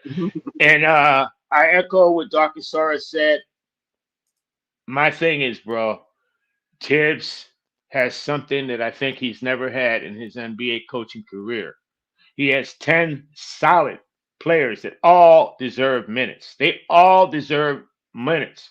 I've always been a firm believer. You got to have your stars, but you got to mix in that young talent. You got to get them experience. You got to get development, especially the way the salaries are just exploding. We're not going to be able to afford a bench like we have in the future, fellas. We're not going to be afford to have Josh Hart making $18 million on a bench. I mean, do you realize that Knicks at one time had like $50-60 million of our salary on the bench? So that leaves nothing for your starters, really. So that's in a unique situation where we're in. And I would like them start to work in some of these young fellas and get them a little bit of light. But like Corey said, we made the meal. Now all the ingredients are in, and Tibbs got to cook it. Thank you. Oh, that was nice. I will vote for you, Double A. No, that was yeah. No, I mean, yeah. Listen, I can agree that we are in a point where it's no more of this. What to do? Where do we go? No, we're here. It's all about just making sure we got all the right pieces. And I will agree that I do think that, over time, it's kind of what have you done for me lately? A lot of people have kind of questioned Mitchell Robinson, but when the guy's healthy, he does what he needs to do. We just need somebody else probably to go along with him, because we just don't know how these young players that we have in the backup role are going to do against, NBA talent day in and day out. Ryan, I know it's the summer league, but both Dimitri and Hakaporti, they both look good. And like I said, if Mitchell Robinson is healthy, we're not looking for them to play substantial minutes. You could even in the beginning split it between the two to see who's going to get the job done and see what we got. Because like you said, we can catch lightning in a bottle. You know what I mean? You can catch players develop, man. And I like what I saw from the big guy. Big 7'1". I hope I'm saying his name right, Dimitri. Am I saying it right? It's Dimitri. Dimitri Skipintsev. Yeah. I like what I saw from him, and I believe him and Tyler should get minutes some kind of way. I would like for Skipintsev to get the next two-way. Hakaporti already has a two-way, and he can play, but right. That's to true. Me, that's cool to see that they at least have enough faith. I think that means that they have faith in him, right? If they gave him a two-way, right? That means that he should get some minutes, but maybe I'm misreading that. I don't know. Who, Hakaporti? Yeah. No, but I agree. Yeah, I think you're correct in that. So we'll see. Damn, my brother. What is your thoughts on the current Knicks team right now, August 3rd, today? What's your thoughts on this current Knicks team? Well, Ron, I've got a few things that I've got to say, since we've last been on. This is JJ, I hope you take this the right way. Unc, you take this the right way as well. But I can't put it on because I got the headset on. But we're coming for those Phillies. It's been long overdue. Injuries have been killing us all season long. But we turned it around at the right time, and I think we're getting hot at the right time. And also, as I usually do, I'm going to support my guy Tyler Kolek. I'm the president of the Tyler Kolek fan club. I'm still hoping to see that 10-man rotation out of Tibbs. I don't know if it's really going to happen or not, but I'll push for it. In a mixture of whoever is going to be, we hope to at least see it get expanded to the 10-man rotation. But my thoughts going on to next season, I think we're in a good spot. I know at least for the shows we've been talking about, we've been kind of concerned. I know I've just been pretty much blocking it out of my mind. Precious Achiuwa even being on the roster. due to him not having a contract. So now with Precious coming back, I think it helps. But as the guys have already stated on the panel, from what I heard before I dipped out, I mean, the center spot is something that is still like an issue, but you hoped. And see, what I've been saying the whole summer is I'm hoping that we get it within house, within development with one of the guys, whether it's Hukporty, Sims. I honestly think Skopinsev did do a solid job in summer league, but we'll probably see him back on the Westchester Knicks. I just don't see there being enough space on the main roster for them to just, guarantee him a spot. You've got guys that have already been on the team that they're probably going to look to before him, depending on, how bad an issue the center problem gets for us. But I think McCullough, I'm not sure if Toppin already signed his, and then Huck Porty are probably going to be the 3 two-ways since they've already signed Tyler to a main roster contract and Pacome Dadier. So it's going to be interesting, but I'm still hoping for a Deuce type of development out of Sims or Huck Porty leading into the season. That way we don't have to go out and make a trade. We can keep the guys that we want on the roster. I know people are saying Randall's the big topic right now. I'm just going to remain quiet on it, honestly, until I see anything out of either Randall's mouth or Leon Rose, who says nothing. So I guess I won't be hearing anything. We'll just wait and see when the extension comes or when the trade comes. I'm not really too concerned about the ESPN talk on it. I haven't listened to that show in months. So I'm only listening to who our direct analysts are that report for the team or the guys themselves. So I'm interested to see how it goes. I think Randall will end up staying. I mean, it's more so a deal for him is, do I want to lock up this money now, or do I want to get another contract and then just go towards winning a ship? Because if he does, and I'm sure you'll talk about this later, but if he does decide to not accept the extension, he can get a bag. But what team would he be getting that bag from? And will it be the same environment as embracing as the Knicks are now? Julius Randle remains to be seen. So I'm hopeful that it does get done. I think that it's likely to get done. And if it does, then we're in a pretty good spot moving forward. I think you see that the dominoes will start to fall and that Mikal Bridges extension will also be on the way. But peace and blessings to you, Ron. Peace and blessings to the chat panel. Hope everybody's having a blessed weekend so far. Thank you. Thank you, Sam. Yeah, man. Thank you, Sam. Yes, exactly. Sam's good, man. Shah, what's your thoughts, brother? How you feel about these current Knicks? And Sam, I think you're right, man. It's time to go for it. Why not? We here. This is what we've been waiting for. You know what I mean? Let's go. Philly, get him up out of here, man. Shah, what's your thoughts, bro? Yeah, Jalen Brunson, Tyler Kolek, Campaign, Mikal Bridges, DiVincenzo, Mikal Bridges, Zeus McBride, OG Anunoby, Josh Hart, Dadier, Julius Randle, Keon Bates, Diop, Okiki, and Mitchell Robinson, Precious Achiuwa, and Jericho Sims. That's what I think we'll be rolling into the season with this year, our 15-man rotation. Backups to the backups to the backups. The starter unit has the backup second unit. The second unit has a backup third unit. And if we play efficiently enough, like we did, talking about that January month, if we play effectively enough in the beginning of the season, we will see rotation play from that third team that I talked about. I think Tibbs has changed over the last couple of years as I watched him.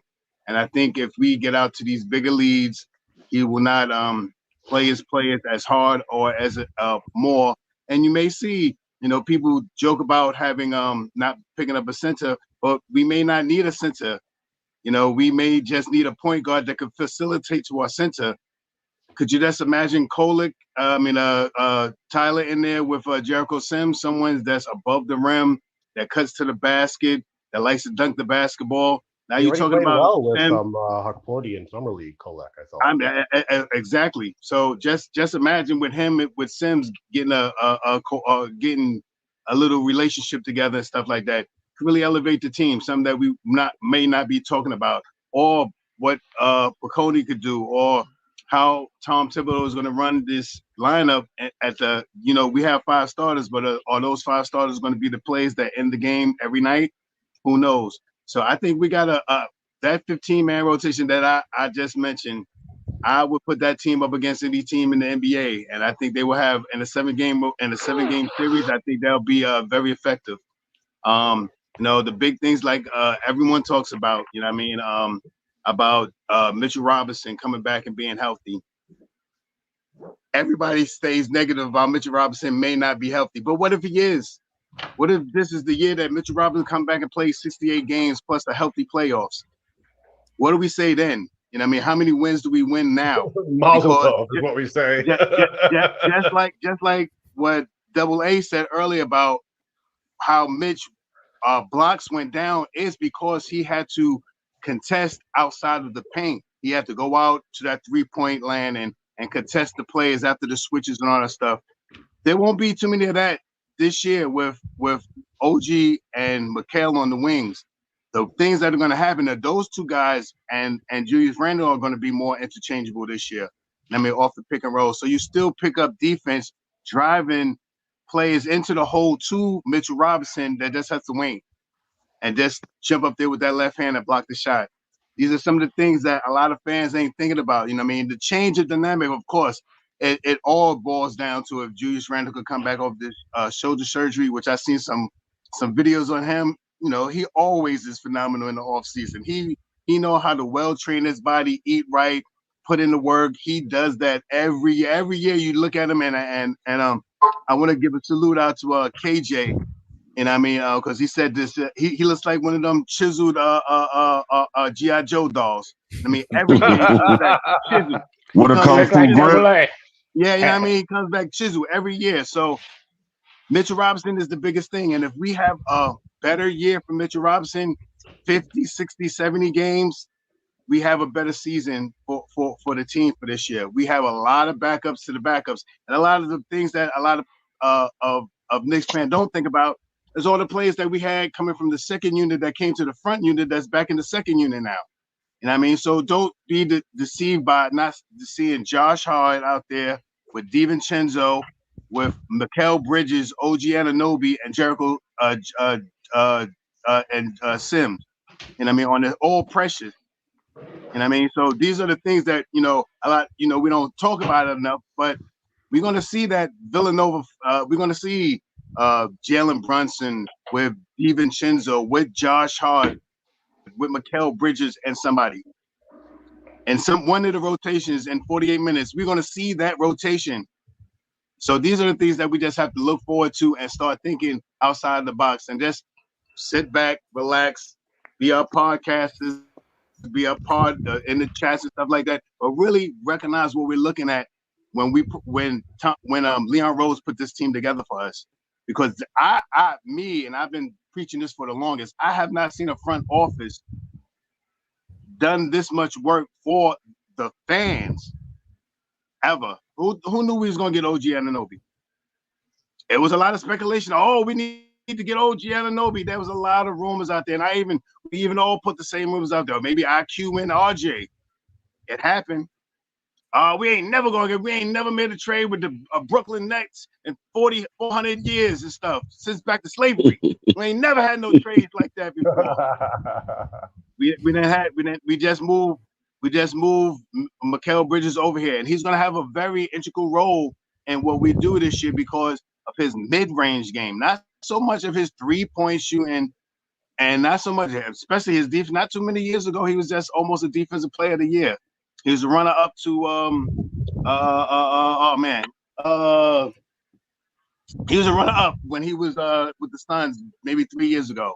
Last year he couldn't really put that performance in as a defensive minded player because he was the cog for them to be. They wanted him to elevate his offense to be the number one. So him coming over here with OG on the wing and Mitchell Robinson in the middle, Julius Randle can pass the basketball. I think Julius Randle role goes down, but comes up in the same token. I think Julius Randle may not be 26 and 10 and 5 this year. I think Julius Randle may be 23 this year with 12, 13 rebounds this year with 8, 9 assists a game, almost a triple threat every time he gets on the court because of OG Anunoby and Mikal Bridges. And another thing that I want to put out about these two guys, they are 40-point shooting from the 3-point land. But another thing that they do very well is when people approach them, they blow right by them. I mean, you come up to contest the 3-point shot, and they'll change their offense from shooting that 3-point shot to going right to the hole and shooting that mid-range game. OG Anunoby, Mikal Bridges, field goal percentages is lethal. Their short jump shots is cash in the bank. So those are the things that Knicks fans have to be more optimistic about, be more happy about, to be wanting to see what we're going to put together, because that 15-man rotation that I just said there, I get on every podcast that I can just so I could talk something about the Knicks, because I can't wait till they get back on the floor. I just hope they don't use it as a novelty. You know what I mean, Sha? I know the talk is the Villanova 4, and, now they even talking about bringing the other guy here. I don't want this to turn into like a novelty, Villanova novelty, because, it takes the look away from what it is. This is New York Knicks. It's fine. They played for the Villanova Wildcats. They played together. They won championships. I'm happy for them. But we are the New York Knicks. We have to include OG. We got to include Julius Randle, especially Randall. He's been here. He's the anchor, okay? He's been the man. And this is why I don't understand why people would think the Knicks would trade Julius Randle right now. Well, can I say something? 1 second, Dr. Soros. I'm sorry. Do you remember 2-3 seasons ago, we had nothing but Kentucky Wildcats? Yeah. Remember that? And nobody said nothing about that, because it really wasn't a big issue, and because all of them played at separate times at some point. The point I'm going to try to make to you real quick is, it's the newspapers, it's the writers.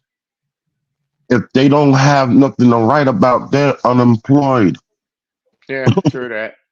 You know what I'm saying? So you got to look at it from that perspective. And also, too, and the backup what Sha was saying about OG Anunoby and Mikal Bridges being on the floor together with Mitchell Robinson.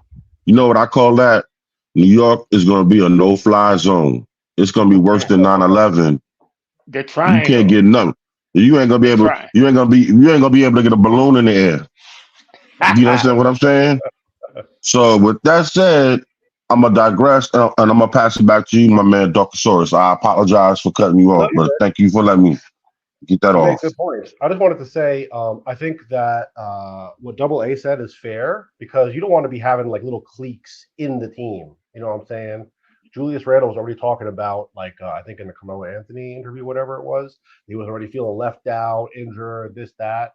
And between the time when Julius Randle got injured and now, the Knicks are a different team. Actually, even though it's like, you could say it's the same core or whatever, something happened between when he got injured and the end of that season that the Knicks evolved, metamorphosized, I don't know what the word is. They went to another level without him.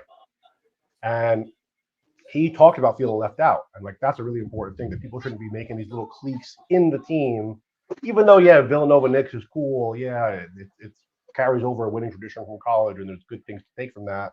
Like, something that apparently Jay Wright is good at emphasizing is playing off 2 feet. You know, all the Villanova boys are good at that, and that's a skill they can teach other players on the team and stuff.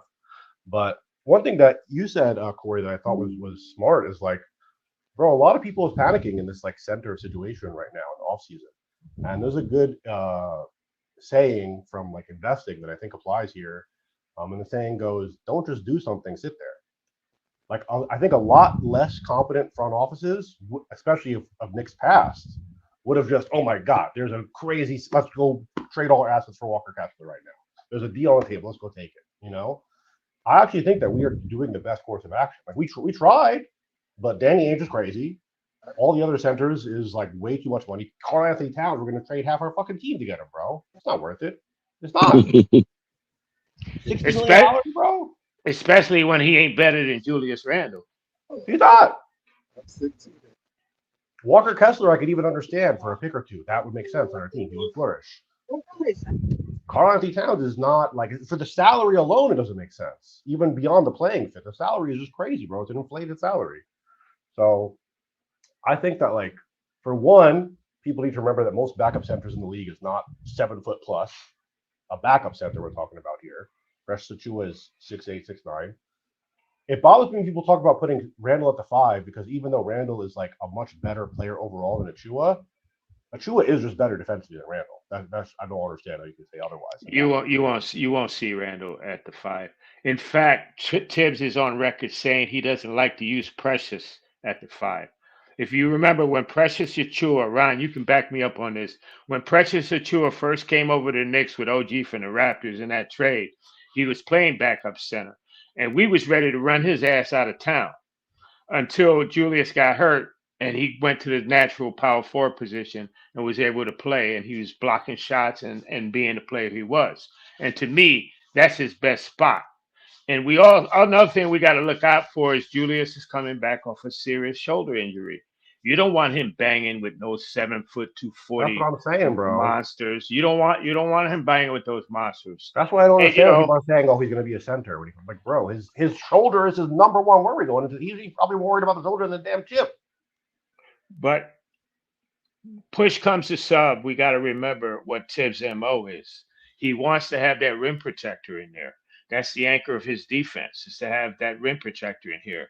And now it's even going to flourish even more, like we've been saying, with the addition of our perimeter defenders in Bridges and Mikal Bridges. Mikal Bridges and OG, excuse me. You know, that's going to make a big difference. I really believe that's going to make a big difference. I think that's a really frightening duo to go against for anyone. Like, they're going to disrupt whatever the hell you're trying to do, bro. Look how many steals OG got by himself in the last season without Mikal there, without Mitchell Robinson there. Just OG. With Precious like still finding his footing halfway through the season and everything. I got a question after, if I may, Ron, to ask everybody. Everybody, please give me your input on it. Who on it? Sorry, go ahead, Ron. Sorry, hold it. Don't forget it. Hold that question real quick. Let me just say a couple things because a lot of stuff is happening, and I'm just watching.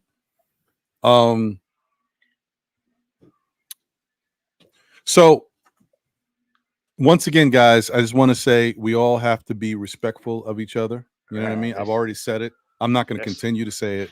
I've already made some changes. Certain people are no longer moderators.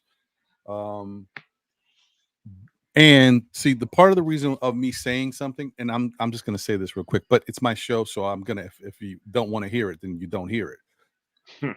I'm telling you guys this because what I want is for everybody to understand that people are entitled to their own opinion. It doesn't matter if you agree with it or not. Once again, it goes back to being respectful. So not only do I not want you trying to degrade people and come out your face to them, this is supposed to be a safe place for everybody to get theirs off. And if you don't agree with it, fine. There's 169 people in here watching. All of them can have an opinion. You don't have to agree with it. But I was all here for the same team. Yeah, but we got to be respectful of each other. Now, the flip side of that too is because you're a moderator doesn't mean you can just do whatever the hell you want. I want you guys to use the moderator thing as a way of helping me. It's not about helping you. It's about helping me. So if someone upsets you or you feel like they came at you the wrong way, it's not really for you to, I'm going to police them. I'm going to put them in timeout. I'm going to do that. It's more of for you to say, let me reach out to Ron and let him know, like, this person is acting a little wild. You know, what do you want me to do? I'll either tell you, yeah, put him in timeout or do something. I'll do it myself. But let me know before you start going crazy. The key for a moderator, once again, I'm sorry I have to keep going back to this, but when it affects the chat, it affects the show. And when it affects the show, it affects me. So the key for moderators is if there's some, corn or whatever, how they say it in YouTube, because you can't say the P. If there's some corn stuff happening in the chat, get it out of here. Okay, block it, delete, whatever you got to do. If there's some stuff that's happening that people are cursing each other out and it's getting crazy, yeah, okay, fine. Then you could say, Ron, I put this person in timeout. This is what was happening. It got crazy. I get it. Then I'll take a look at it. That's it. Other than that, everything should be, let Ron know what's happening because it's getting a little crazy, and then I can deal with it, or I'll tell you to deal with it. That's it, guys. That's the goal of a moderator. And obviously, outside of that, to post things, smash the like button, stuff like that. That's on you. I appreciate it though. So that's I just want everybody to be clear on it. Now, what I don't like is that I think I don't want to bring people's stuff out, but it's in the chat, so you all know. Like David Smith is somebody who's been watching the show for a long time, and he's been a really big contributor in the chat, and he's had some really good ideas. Sometimes he puts some stuff out there that not everybody agrees with, but he's entitled to his opinion. He said he's piecing out because he thought this chat was different. First off, I will say that you're not coming to this show for the chat. You're coming to the show for the show. The chat is an extension of the show, right? It makes the show go, but it's an extension of the show. So that's the other thing. I don't want the chat affecting the show, because now does that mean I lose a subscriber? Do I lose an integral part of the show that was here because you guys can't get along in the chat? You get my point? This is how it affects me. It's not just about the chat. It affects me too, because David Smith is somebody that I like hearing some of his opinions. I may not agree with everything, but that doesn't mean that I don't want him here. You know what I mean? And vice versa. So I think you guys all have to be respectful of each other. If there's something going on, let me know. But I hope David is still listening or watching, and he comes back. For you just to say this must mean just to pay attention to what you say in the chat. Come on, man. I ain't heard Ron said this much in so many episodes since I've been coming on here. So if this is offending him, that means this is offending me. That means it's offending everyone on the panel, and it's offending everybody in the chat because it's taken away from the show. And that's what you came here for. So let's be more gentleman and ladylike in the chat. I don't even know what's going on. I can see it, but I'm more focused on what's going on from the panel members than what's going on in the chat. But come on, fam. Come on. Yes. Come on.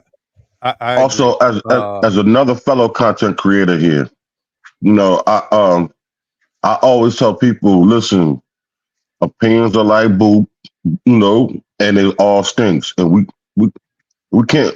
We have to learn to agree to disagree into some form, some fashion. Quit the blood clot crying. Don't throw no rocks and then hide your hand.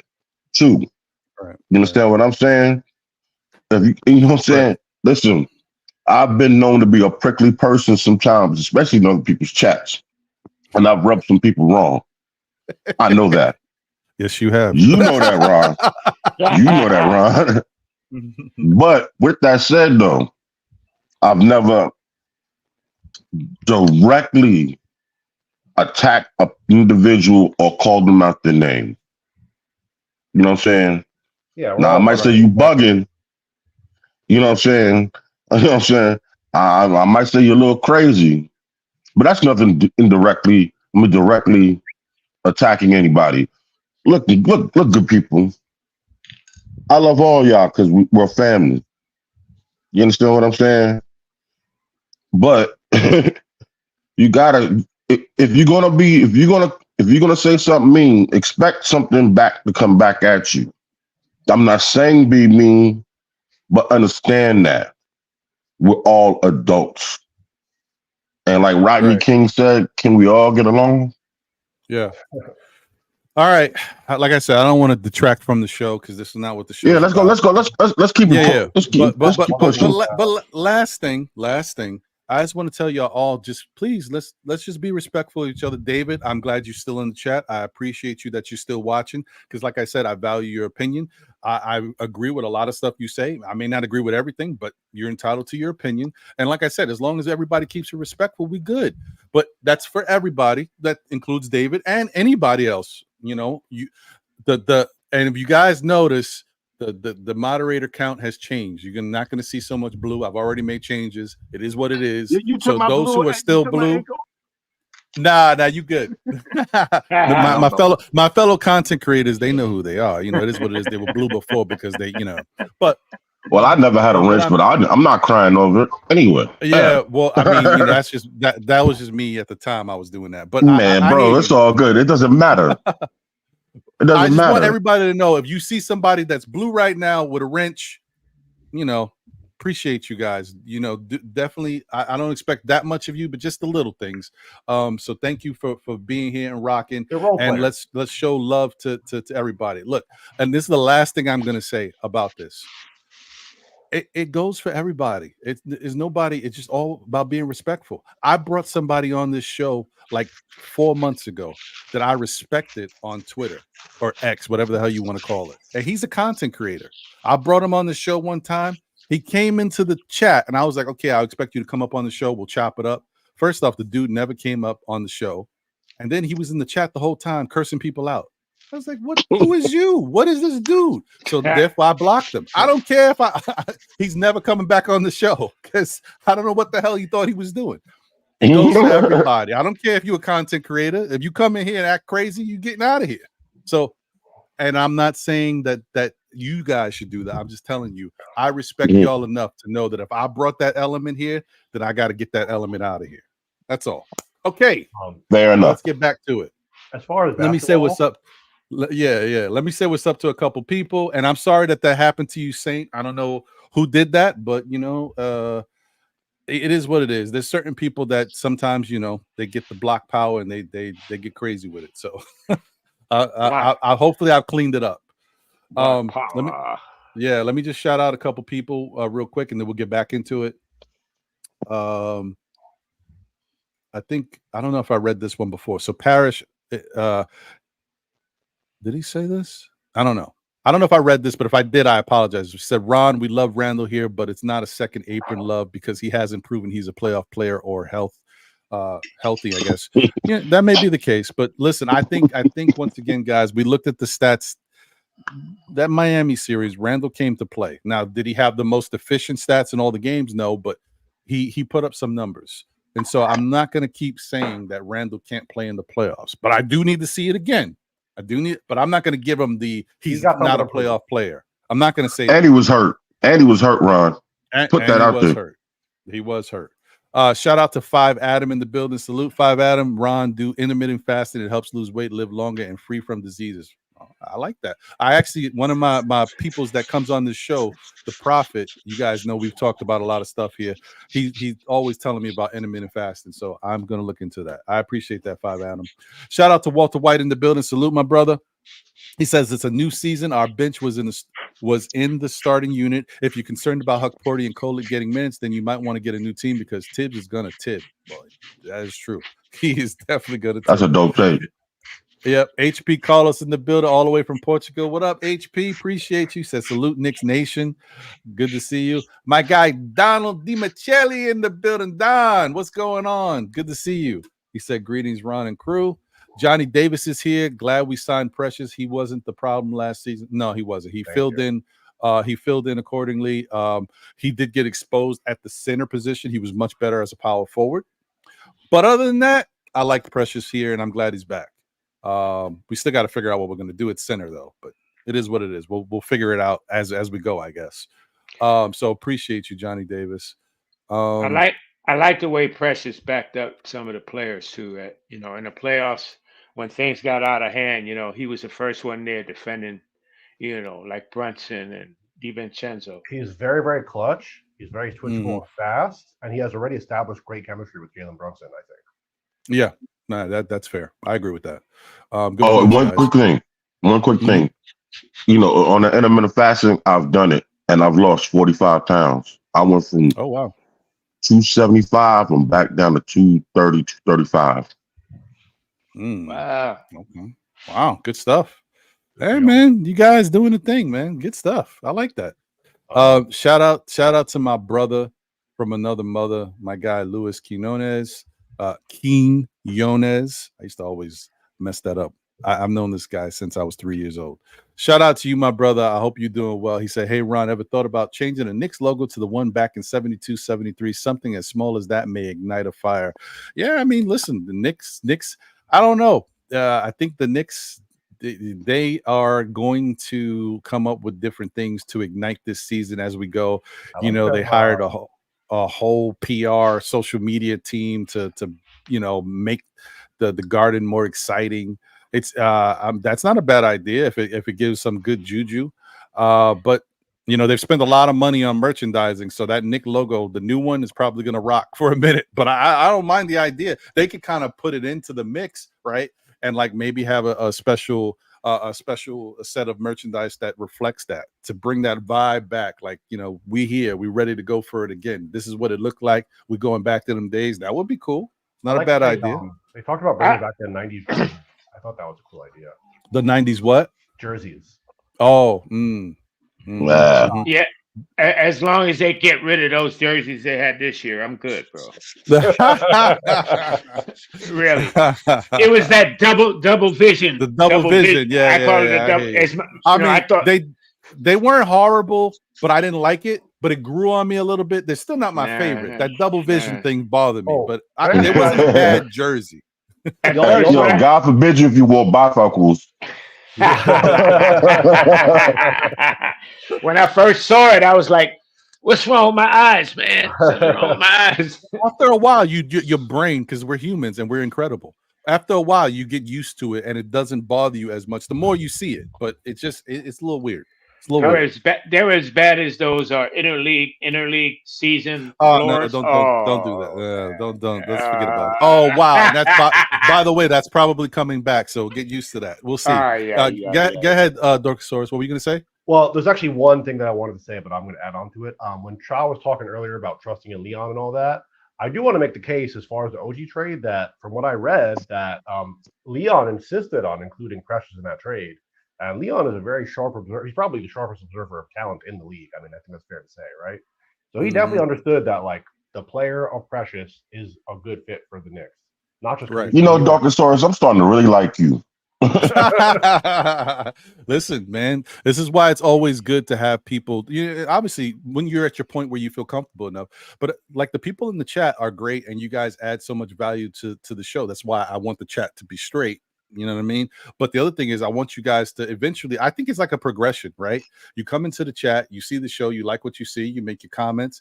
Eventually you get comfortable enough that, hey, let me jump on the panel with these guys and chop it up. And that's how I hope everybody gets to that point.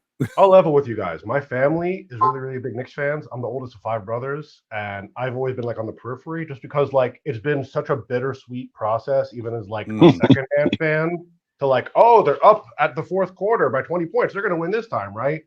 No, you know what I mean? Like, we all know the heartbreaks of the Knicks. Right. Hey, it's like Lucy and Charlie Brown. Exactly. If you know, then you know. Yeah. But eventually he's gonna get to kick the football.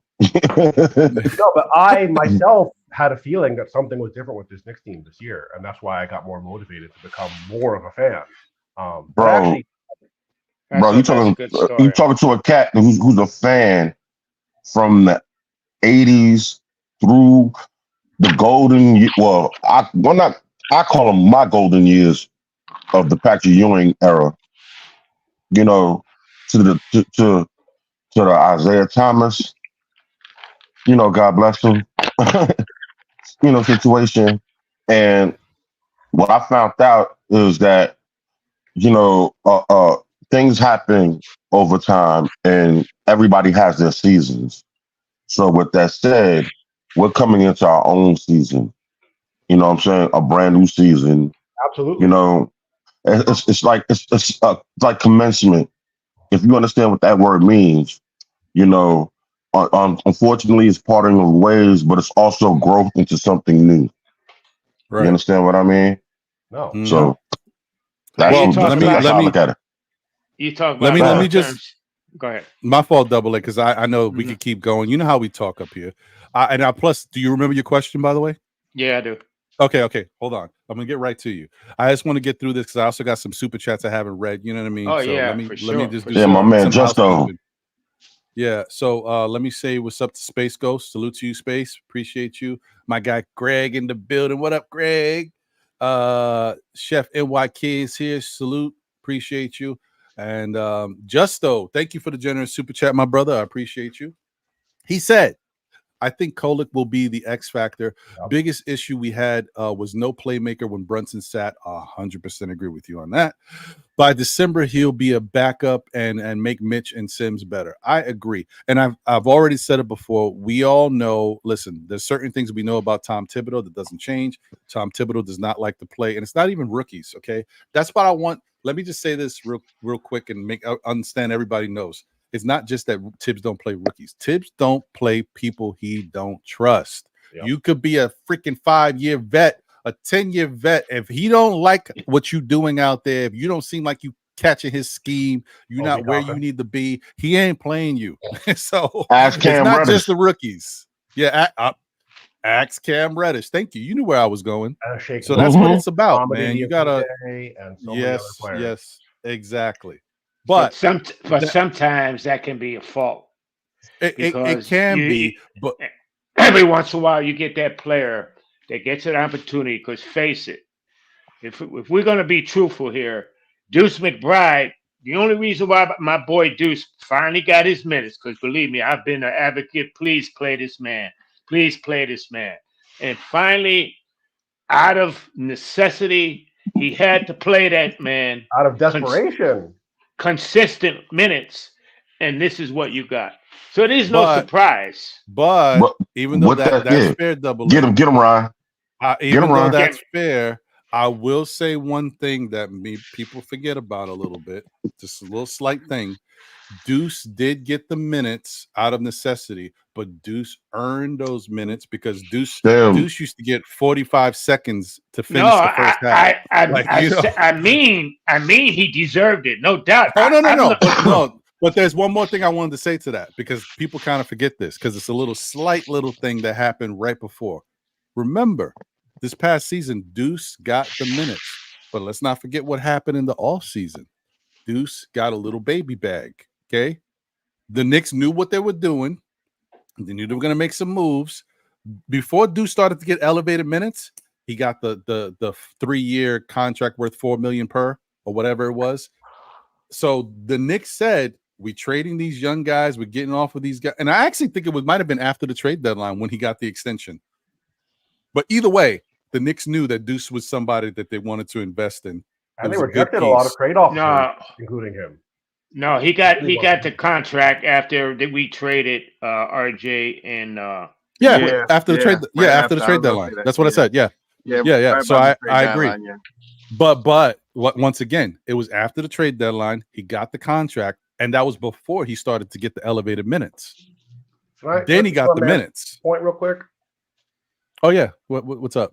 Well, because I feel like a lot of Knicks fans have this attitude of like, if they're not the star player, then they're like a bum, or if they're like someone who's like not really gotten big minutes, then fuck these guys, And I think the best example of that is Alec Burks. Alec Burks was like a meme in the Knicks community for most of last year, bro. Nobody wanted Alec Burks to see any kind of goddamn minutes. And lo and behold, he's an NBA player, bro. A player like that, there's 500 people in the NBA? They know what it means to be called up for the playoffs, bro. The playoffs is not a normal series game. If you're there, you're already one of the best teams, So that's the opportunity of like, I'm going to represent any NBA team in the playoffs. Them players are going to be different. They're going to give you something different. And look at Alec Burks. If you would have said at the beginning of the playoffs, "Oh, put Alec Burks in there," every Knicks fan would have destroyed you on Twitter.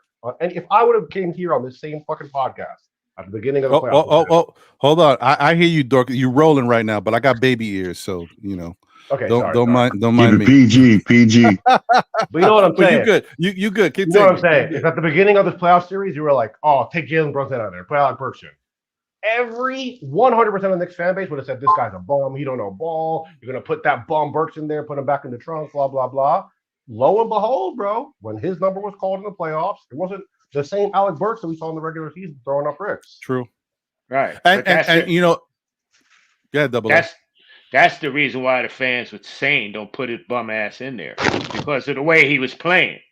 Right. But then later. But then he showed out. He showed out. But it's not even just that. Later we find out that he was dealing with something. He was dealing with a shoulder. He was dealing with a minor injury that we really? weren't I didn't aware. know that. Because that's the one thing about the Knicks. They don't let us keep it know quiet. everything. We find out everything after the fact. What about freaking Hartenstein? Not the Achilles strain thing. There was something else that he was dealing with early last year. We didn't even find out about it. Then we found out about the Achilles thing that's been lingering with him. Like, where did this come from? They keep stuff really close to the vest. And then later we find out. But because I knew something was wrong. I'm just saying this real quick. I'll move on because we're not talking about Alec Burks. But the dude shot 90% from the free throw line with Detroit. He came to the Knicks. He was shooting 68% from the free throw line. What the hell is going on here? I was like, something's not right. Yeah. I didn't know he was hurt, but now we know. All right. So once again, and I think I didn't say the last part. He said by December he'll be back up and make Mitch and Sims better. Well, maybe I did read that. I actually appreciate that, Justo. I wanted to say something on that. That reminded me. Sorry. So one thing that I saw in Summer League that I liked a lot is Kolek is good at lobs. He had a lot of really good lobs. Oh yeah. And I've heard that Jalen say oh, he's not good at lobbing. He can't see over the defender or whatever. And if from what I've seen, I've watched a lot of film of Ariel Hakporti. Full disclosure, my brother's name is Ariel, so I'm a little bit biased. But having watched his MLB tape, the guy is a really, really good finisher around the rim, and not just dunk it. He's got. Yeah, he looks solid. Yeah. He looks solid. One thing you're gonna watch is that Kolek showed you a couple of passes in Summer League. This guy got the gift of the pass. So yeah, it's gonna look great. It's gonna look great. But I was gonna say, I feel like Kolek could even teach maybe Jalen a little bit to lob because we already have these with Sims and some of these guys, but they just don't go for lobs that much. Let's not get twisted. He ain't teaching Brunson nuts, bro. But that's why you need blood, bro. You can learn something from anybody, I think. That's true. I believe that. Check me out real quick. I remember Jalen Brunson, him and Josh Hart were having a conversation about lives and stuff like that. And matter of fact, it was with Mitchell Robinson. He was on the show. And he was like, man, Mitch, I would get you, but I can't do that pass with the right hand. Now, with that said, guess who pops up in that comment section? Marcus Siglieri. He said, man, you need to work on your right hand and throw the damn ball to my man Mitch so he can do his thing. It makes things easier. You know what I'm saying? And they responded back, and he said, you're right. I'm working on it. That's good. That's deep. Thanks good. for that, Corey. Thanks for sharing that, brother. That's good. Yeah, well, no, don't thank me. Thank Wise for putting it out there. Yeah, cool. May I ask my question now? Hold on. Ahead, I still got a couple more Not super yet. chats, Okay, bro. Hold on. Right. Don't forget. All right. So shout out to Justo once again. Thank you for the generous super chat. He said, I don't know if there is a team in the NBA that has a better 1 through 9 rotation better than us. I expect the Knicks to have the most wins in team history this year. That's, you know what? That actually is a fair statement. For the Knicks to have the most wins in team history it's not like the Knicks have a bunch of 60-win teams, So they who knows? But we do have a 161 season though. We do. So we'll see. You could be right, Justo. Thank you for the generous super chat. This Knicks team is primed to make some noise. That I will agree with. Shout out to NYC B-Ball 08. Thank you for the generous super chat. He says, what are your expectations for this team? I got 57 wins and finals. Okay.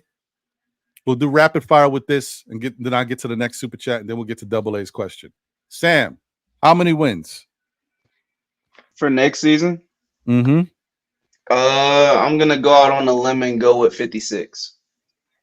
And then how far do you think we're going to make it? To be honest with you, are we just assuming all health and everything's good? Are we assuming everybody's healthy? I've got the Knicks edging out and going to the finals. Realistically. Okay. And that's with everybody healthy, everybody playing well, yeah. Okay. Corey? How many wins and what's your expectations? 60-plus wins, nothing less than the Eastern Conference Finals, 7 games. We take it home to the finals. Okay. What about you, Dorcosaurus? Dude, honestly, I don't like to say specific win numbers because I feel like it's just so many variables go into it. I'm just gonna say I'm looking at the stats now, like 58, just because no team has had 58 in Knicks history. But I just don't feel like it's very scientific. I don't know. Well, no, we did get a 60-win season once. No, I'm looking at it, but there's one mellow. There's 2 60-win seasons, and then it goes to 57. There's no no one has won exactly 58. So I'm like, okay. Hey, okay, I like it. And what's your thoughts on how far they'll go this year? Oh, I mean, I'm hoping they go all the way, man. And I'm like, I really try to not be someone that's like, again, I'm not like, my main reason is like, I don't necessarily like, I think basketball is cool, but like, I just think like it would be great for the city of New York if these guys were after 50 years, like, like it would literally improve the health of New York City. Like everyone would be out playing basketball, losing weight, and like the parade, like I'm just like, that's what I'm here for. But like even saying that, like in the past, like when people were very hyped for Carmelo, I was like, yeah, he's a ball hog. He's not going to take them anywhere. People were saying they were going to win the shit with Carmelo. He's a diva. Right. Everyone could tell back in the day. We don't pass, don't do nothing. I'm not like a super fan, but I still think, bro, like Boston never got tested. Really, they had a cakewalk. That's true. I will say this with the qualifier: if we get another true 7-footer, like a serious giant, like somehow we get Zach Edey on this team, some shit like that, they're winning. I believe. Fuck it. Well, we'll see. All right, baby ears. And I think I'm gonna start. I already gave you a nickname. No, you good. I already gave you a nickname, so you D-Rex now. All right. I was a big fan. I'm a big fan of battle rap. One of the guys I grew up with watching was T-Rex. Grown man business, you know what I mean? Grown man bars is something you got to deal with. None of them fabricated, elaborate. No, anyway, let's not get back into that. All right, shout out to Sha. Sha, what's your thoughts? Wins, and what's your expectation for how far they can make it? I always make a semi-2 prediction. I think this year the Knicks will be 3 more games better than they were last year, and this was before the acquisition of Mikal Bridges. I think we could get as high as 57 wins this year, and I'm looking to see New York Knicks going against OKC in the finals this year. Okay, I like it. Double A. How many wins and how far we gonna make it? I think we're gonna get around 55, and I want to say 55 because in the beginning it's gonna be a little adjustment period. Getting Mitch back to snuff and Randall back to snuff. But I think once those guys get implemented again, we'll get on a roll and we'll start handling our business. And I think that business is going to lead us all the way to an NBA championship for the first time. And just for you guys' knowledge, I became a Knicks fan in 1970. I had the great opportunity that my point guard was Clyde Frazier. I used to watch and idolize Clyde Frazier playing. I seen all the greats from Ewing, and the bad times where our center was Luther Rackley. Exactly. That's who our center was, Luther Rackley. Remember him, Corey? Luther Rackley? And that name just escapes me. And we got really hyped over Mel Davis. He was from St. John's. That was our big guy. It was some hard times, I tell you that. But Ron, 55 and the NBA championship. I like it. Okay. Hey, man, that works. I'm rocking with that. Okay. And so, I didn't give mine.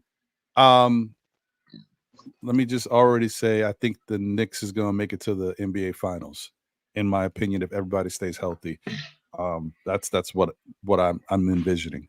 And for wins, I think they can do 67 wins. I feel good. No, I'm just joking. I'm just joking. Right, damn. I already gave my number early. I'm gonna stick to it. I think the Knicks will be better than this number, but my number was 55, and so I'm gonna go with 55. But I think they actually could be better than 55. But I'm going with 55. So there you go. Appreciate you, NYC B-Ball. I hope that answered your question from everybody, from all of us here at Still Knicks Fans to you and yours. No, just shout out to Paris Duggar. Thank you for the generous super chat. He said, fans got to stop crying when fans make a fair evaluation about a player. Leon isn't giving a full max extension to anyone. I see JR at 4 years, $43 million per. Hold on. Do my math. carry 1, divide that by 2. That, So that's 43 million that's per. that 186 price almost. That's 172. 172. Look at Yeah, yeah, that's okay. 172. But Yeah, I don't one know more about year. that one. I don't know about that That's one. even less than the extension. Yeah, Parrish. I think Julius Randle's player association worth is going to be somewhere up high 260, 270. I don't see Julius leaving 100 million on the table like what Brunson did, but I do see him leaving some money on the table. So I would say they meet him somewhere in the somewhere in the 180s. 48 somewhere in the 48 just to under 50. Yeah, somewhere in the 48 to 50 million per. Somehow like that. Somewhere in there. You know what I mean? It's a perfect segue too, Ron, into what you're going to talk about. But I don't know what Double A is going to ask, so I don't want to shift it too quickly. Yeah, no. I hear you. And I'm going to get to Double A in 2 seconds. Shout out to Anna Grill. Thank you. Happy Saturday to you. Appreciate you. He said happy Saturday. Salute Ron Pan on the chat. Shout out to Fly God the Third, aka C_Mac in the building. Salute to Ron. And My favorite troll. Appreciate you guys. Yeah, man. You know how he do. Appreciate you. Shout out to Keith Turner in the building. Salute, Keith. I see you. What's good? And Darlene says Clyde is her favorite Knick. Yeah, that's one of the great ones to have as a fellow Knick fan. Man, Clyde's one of the best. Oh, and one more super chat. Oh, thank you, L. Appreciate you. It's the best time to follow the Knicks is now. L is my social media curator, and she is calm down, baby. She's fantastic. Boy, she's soft on the eyes. Yeah. All right. Everybody, calm down. Too much testosterone in the room. Pew, pew. I'm trying to fan him down, Ron. Keep him cool, bro. All right now. Okay. Keep him cool. She said the best time to follow the Knicks is now, and to follow SKS for the play-by-play. Pew pew. There you go. That's right. Appreciate y'all. Okay, now Double A. I'm sorry to make you wait so long. All right. What's your question, my brother? Gentlemen, you guys are the head coach of an opposing NBA team. You're going to play the New York Knicks in the playoffs. Okay, you can't play Julius Randle one-on-one. We know that. You can't play Jalen Brunson one-on-one. We know that. Who on the Knicks will you end up double teaming? Who will you double off of? Who will you leave open? That's what I've been thinking about. You got Bridges. You got Bridges that shoots almost 40% from 3. You got Brunson. You got OG. Like my man said, OG and Bridges. Not only can they pull up for the 3, they can shake you and take you to the hole. Finish strong. OG showed a lot, man. When that game against Indiana, when Brunson went out for a while, he had to be the man. And it's just, I asked myself, man, we got a bomb squad. And the reason why I brought up the 70s, me becoming a Knicks fan, is because this is what I see, fellas. I see what we had then. We had defense, but we had offense. We had defense, but we had excellent defenders, but we had tremendous shooters. And this is what I see with this team, and this is why I say NBA championship.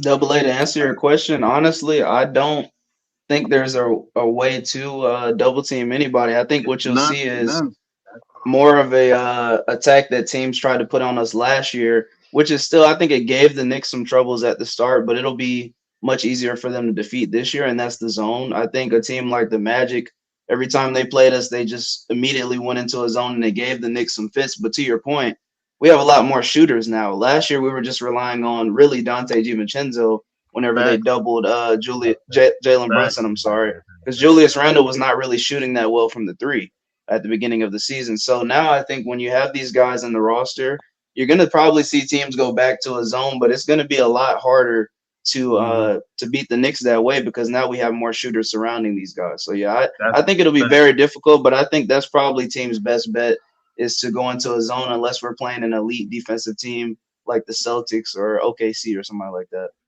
Does anybody else want to weigh in this? Because I don't got nothing to say. Sam just said Sam said it perfectly for me. I'm going to just caveat off what Sam said. That's exactly. I didn't say zone. I said boxing one because it's going to be hard to double team anybody on this team this year. Who are you going to send a double team for? You know what I mean? If you double team Jalen Brunson, then you're going to either have OG Anunoby on the wing or you're going to have Mikal Bridges on the wing. Two guys that can knock it down from that position. If you double team Julius Randle, who you gonna double team Julius Randle with? Because then you're gonna have OG, Brunson, and Mikal on the 3-point line waiting to knock it down. So this season for me is going to be very special to watch because of our perimeter shooting this year. I think this year the Knicks are going to be in top 10 of plentiful of a lot of the acclimates that they put out there. The defensive lead, the offense lead, the field goal percentages and blah, blah, blah. They're going to be top 10. And I'm being real nice by saying top 10 because I think they're going to be higher up in the race than 9 top or 10. 5. Right. You know, I have them higher than 8, 9, or 10. You know what I mean? So with that being said, just being, humble today because this is Saturday and I don't want to jump off that ledge, Ron. You know what I mean? I don't want to jump off that ledge. I think it's going to be really, really hard for contending teams to really play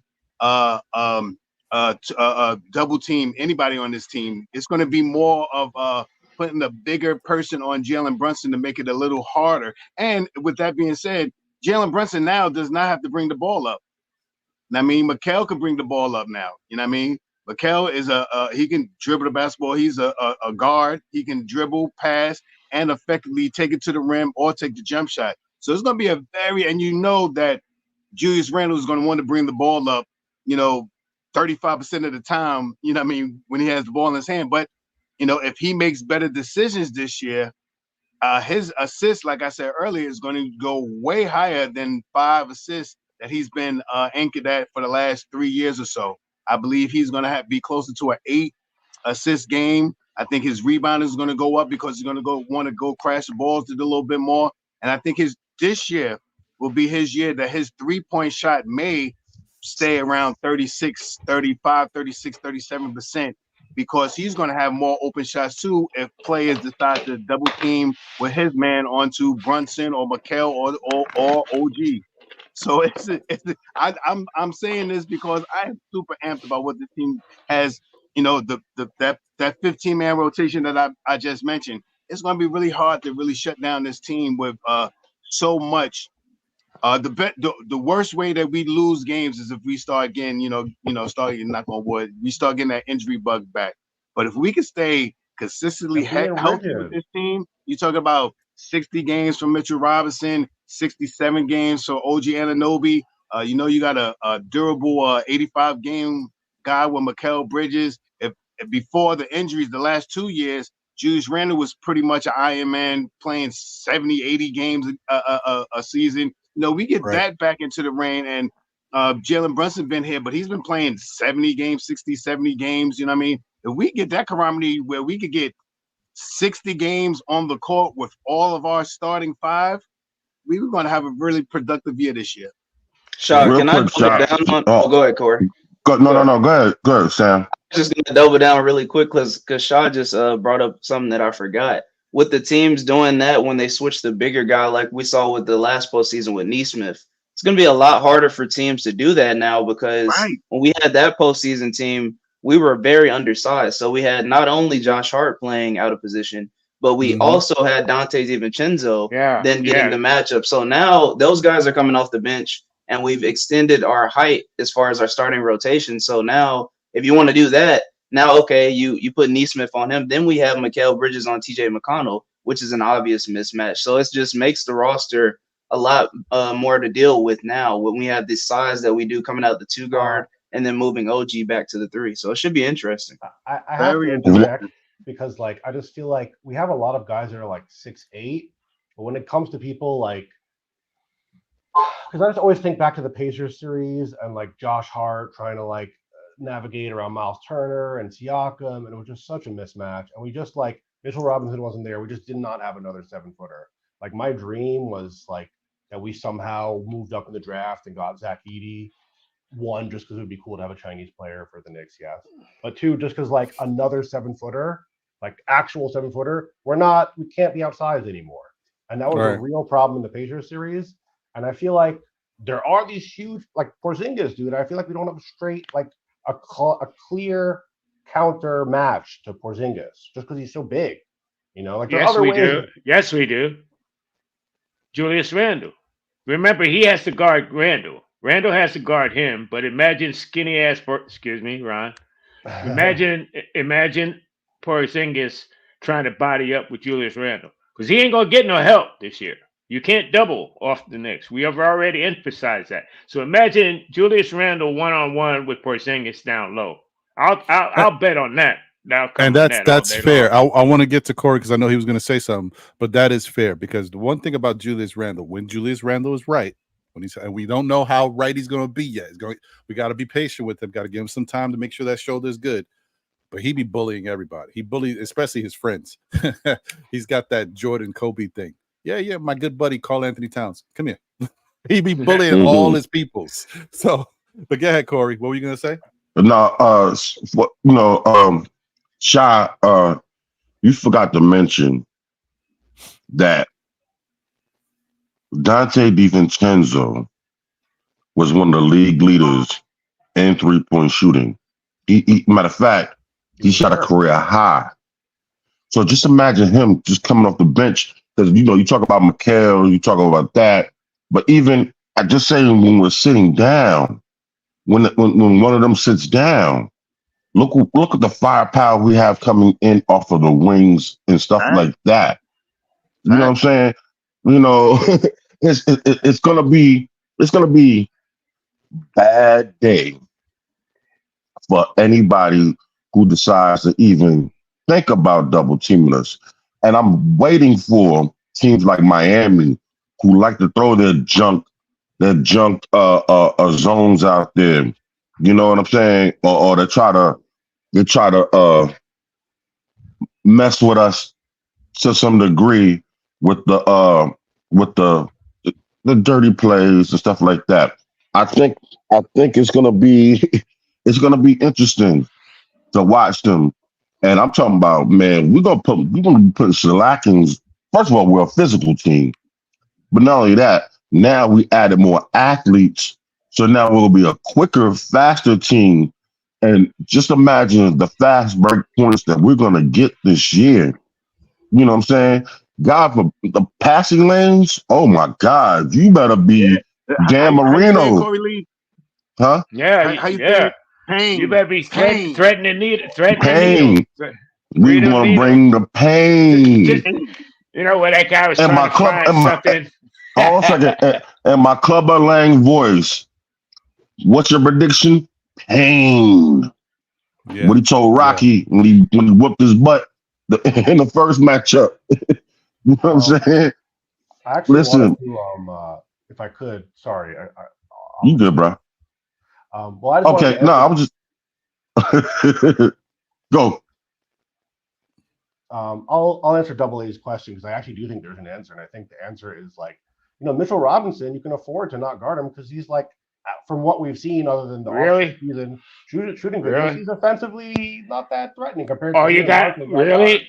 You have. Hold on a second. Can I answer that question? Get him, Corey. Yeah, get him. I understand where he's coming from. Get him. Get him. Hold on a second. Get him.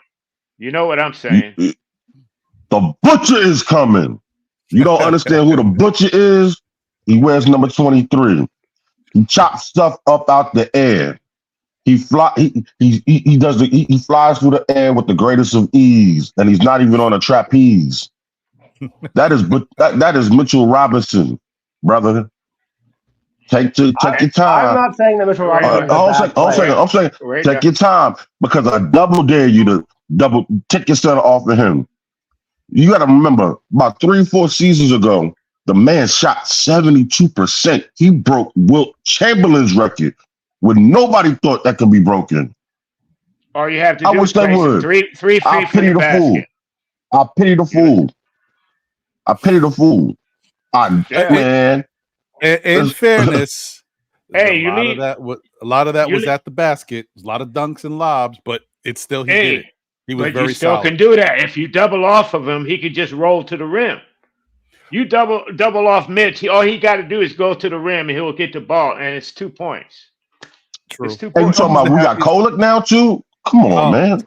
See, there you go, Corey. Because I was about to say, you know who the happiest player is. I think it actually is a fair argument though, Dorcasaurus, because I mean you could say that devil advocate and play it that way. Like you could essentially sag off of Mitch. If he's not near the paint, he's not a threat. I see what you mean, because yeah, teams could game plan like that, or they could just foul him like they started doing last postseason, and then limit the Knicks to even scoring the basketball like they want to. I think that that's one of the things that losing a Hartenstein is going to hurt us for, is because when teams did go to that zone, we were able to hit him kind of crossing across the middle with that push floater shot that he had so effectively. But like I said, to just rebut that, even though I do agree to that sense, by having more shooters now, I think that it'll allow for Mitch to get a little bit more opportunities around the rim to finish, so that teams might not be able to just sag off of him, because they do have to close out on our shooters. We don't have guys who can't shoot the ball in the perimeter now. Everybody's a threat, especially if Randall gets back up to his career high average that he had from 3-point percentage. So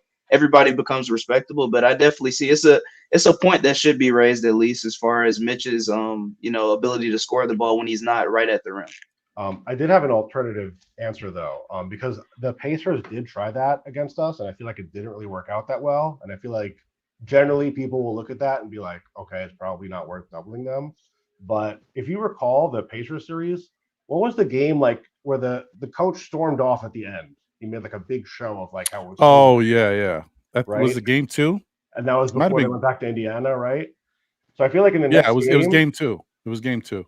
Because like the way that I was thinking about it is like these guys know each other, and Rick Carlisle is like a little younger than Tibbs, right?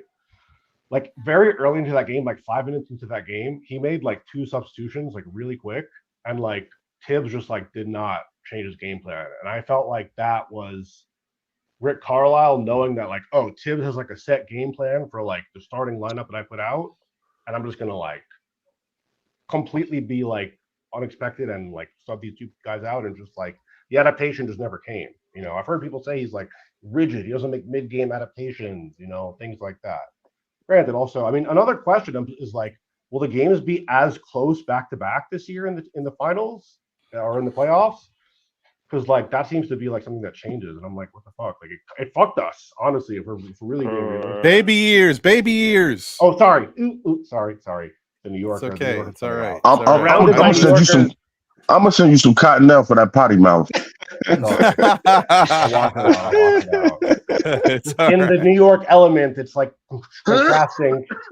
I got you, bro. Listen, I'm not too far removed, so I still got that little bit of aggressiveness, even though I've been hit upside the head with the sweet tea of the South, but still.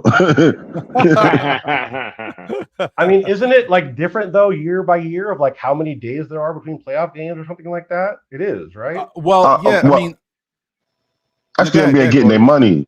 That's the NBA getting their money. They stretch it out. You know what I'm saying? If you ever notice, there's certain referees in certain games, and they know their style. I'm not saying that they're designed to sway games to some degree. I've definitely also learned a lot about like just how like traveling is just like. Yeah, also too traveling and resting them players. Which apparently is LeBron James's legacy, that he's like the traveler extraordinaire. Whatever. Let me not even bring it. That's a whole other can of worms. Yeah, please. Let's not unpack that one. But I will say this: shout out to the Knicks for changing their training staff, for real, because that's going to be very vital. You know what I'm saying, to us keeping our key players healthy. You know what I'm saying? We didn't even think of mention that, and nor did I, until I sat here and was having this part of this conversation, and it popped in my head and it dawned in my mind. Like, they totally upgraded that part. And if you ever notice, my man, Kenyon Martin, he says, and I'm so glad he checked Gilbert Arenas' silly self. You know what I'm saying? He's like, listen, when I went to New York, they got top-notch everything. You will not need to suffer or worry about a thing. Instead of having one doctor, they got like 5. They got more than one trainer. So you don't have to just, there ain't no sitting around waiting. You get yourself tape, you get your treatment, you get whatever you need right then and there. You know what I'm saying? It's on demand. I mean, it's like people, just imagine the players walking around with a little bell ringing, ding, and then somebody running to you, taking care of you. So Mark let's keep, Bryant, we're a first class organization, believe it or not. And even though how they used to talk about us and say we were a dumpster fire, that's because oh man, why can't I think of his name right now? Our owner, Dolan. He was throwing money in it. And like my stepdad used to say, it's hard to throw good money after bad. You understand what I'm saying? And he got the right management in there right now to make sure that these funds are allocated into the right positions. So therefore, he needs not to worry about a thing. He can be a fan as well as an owner and sit up in that luxury box, play with his little bass guitar while he's looking at us gaining victories. Right. And another thing, a quick caveat to what you were saying about the coaching staff and the trainers and stuff like that. This is another reason why I believe that the Knicks are not going to be playing their starting five as much. If we looked at last year, how the Knicks really transpired into this greater team that they were, was the acclimates of Deuce McBride, DiVincenzo, and Josh Hart. Well, these are the guys that are coming off of the bench for us now. And these guys are, I'm surely assuming that these guys are going to get high 20 minutes a game. And this gives little less lack of emphasis on the starter unit, especially if we start getting it out on teams and acquiring big minimum leads going into the half and bigger leads in the third quarter. Then you will see more of the Deuce McBride, the DiVincenzos, the Josh Harts, and that second unit, while the first unit could sit on the bench. And then Tom Thibodeau has an option now to pick and choose what starting unit player that he wants to put in with the second unit now. You know what I mean? So now you can see DiVincenzo, Deuce McBride, Josh Hart, Mikal Bridges, and Jericho Sims, or Precious Achiuwa. And you still have Brunson and everybody else on the bench when we're up a little bit on a team, and they can either keep the scoring modest, where they go back and forth in baskets, or elevate the scoring by Devo coming in real hot and hitting 3-3-pointers. Josh Hart all of a sudden find his real 40% range from 3-point land, and Deuce McBride, another 40% shooting 3-point guy coming off the bench. So we have, when the starting unit comes out, we have guys to fill right back in to either keep us level, close to the team where we are, elevate our lead, or really emboss our lead when we already have a smaller lead to elevate that lead to higher what it was. So this is another reason why I say, like you talking about, Corey, this guy Brian coming in, Mo Cheeks and all these guys is going to school. These guys are getting working on their footwork, field goal percentage, and strength down low. You know what I mean? And right now with Mitchell Robinson, a lot of people don't mention this about Mitchell Robinson, but you've seen it. If you don't know, all you had to do was watch when we played against Philly, how Mitchell Robinson body and Embiid couldn't push Mitchell Robinson around like he was doing to Hartenstein. Mitchell Robinson spread them wide shoulders out, playing his feet. He was not moving Mitch out of the way. And I think he's going to implement that more into a lot of the style of the other basketball players, i.e. Julius Randle, which has a great box out game already, and other players that have a great box out game. So now it's going to be easier for players to get higher production and rebounding. Mark Bryant is definitely a big part of the reason why I'm so excited for McCourty, because I feel like that guy is just like the perfect person to help him. Yeah, I like that. Yeah. That was a great Mark Bryant. I like him too. Yeah, man. I've always liked him, even when he was with the Blazers. I thought he was tough. Yeah, Ryan, I put a message in the chat for you. I read it. Okay. If you in StreamYard, if you see on the right hand side, there shows you comments and whatever. It should be private chat. Click on the private chat. where it says more. Yeah. Down at the bottom where it says more. Yeah. Comment. Well, It says comments. Yeah. Mm-hmm. Put it there. And No. I got it. I'm telling you, I sent something in the private chat for you to see. Uh-oh. No.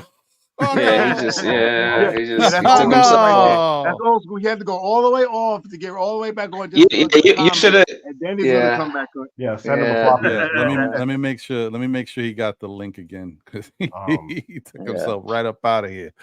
Ideals. Huck Porty, if you notice, like 90% or more of his shots come from his left hand. Like he's really relying on his left hand for scoring. And Mark Bryant has said like that's something particularly that he's good at teaching people how to be better with is like score from both hands. So I'm like, man, that just seems like, I don't know. In my mind, like that guy Huck Porty, there's no way he can't come into an NBA basketball game and give like 5-10 useful minutes. Like it's just not possible. He just looks too, I don't know. Oh, I also want to say anything's possible. Like, I felt like what Sam said about the shooting depth that we added is a really important point because there were tons of games last season where like, bro, the Nova boys, they just couldn't hit their shots and we lost. Like that was it. Like our margin for victory was so thin that like some guys have off nights and they're not going to hit their shots every night. They're not going to be 40% every single night. You know, It's true. You know, That is crazy. if their number is 40%, like 40, they still have off night. I mean, you know, like, I do think like Deuce took a huge step up in just like reliability and clutchness of his threes. Like, I feel like he just, I mean, what can you say? He was super evolution of a player, you know, but especially his 3-point like ability. And he just really does not seem phased by like crazy moments, you know, like he just goes out, hits a three. But even he was still, you know, but having campaign, this new Okeke guy, even Tyler Kolek has a pretty decent 3 ability. You know? Well, you know what? Hold that thought because you just brought up his name. Let's talk about this guy. I'm trying to figure that out. So AA, all the way on the right hand side, at the top of the screen to the right, there's a little thing that says private chat on your right hand side. Do you see it? No. The only thing I see is I don't think you can see it when you're on StreamYard, Ron. Can you see when you're on StreamYard? No, you can see it on StreamYard. If he's on the laptop, it's just going to show a screen that says comments and private chat. So he would just have to click the private chat instead of seeing the comments. Because the only thing I see is StreamYard, and then I see, you know, the little signal, you know, signals like it's not doesn't say private chat or anything like that. Are you looking from on the live stream, AA? Like StreamYard. on the screen that you're on the? Are you looking from on the screen that you're on the live stream on though? Yeah. Okay, so if you look at the screen and you take it off of full screen, then you're gonna see comments and private chat on the right hand side. Yeah. You see that? Show chats and everything. Yeah, and then it'll show you comments or private chat, and you just click private chat. It should be there. Well, it might be right because I got my thing sideways, so it does say that. Yeah, you exit the full screen. Oh, maybe you in full screen mode. Like, yeah, maybe that's why you can't see it. Yeah, full screen. Back off the full screen. Oh, you're on the phone. That's what I was asking him. Is he on? I got my. I'm watching the. Okay. I'm on live stream on the panel on my laptop. Okay, but so when you figured I can do it on my phone. You know what I mean? That way nah, it won't work on the phone. It won't show because he's already sent it on the laptop. So if you just take the laptop off full screen, exit off of full screen on there, and then you should see what we're talking about. Yeah, but I'm not even on full screen on this. So are you able to see like where it says on the right hand side? Is there anything showing you comments? No, the only thing I see is a little box that says you're in the show. Everyone can see you and hear you. So that's on the bottom of the screen. So you have nothing on the right hand side? No, I'm saying no. That's on the right hand side for me. Oh yeah, his setup might be different than mine. Yeah. Oh wow, yeah. I don't know. Yeah. I don't know how to explain it. Well, I mean, the bottom line was I put my number in the private chat, but I ain't gonna say it to everybody. You know?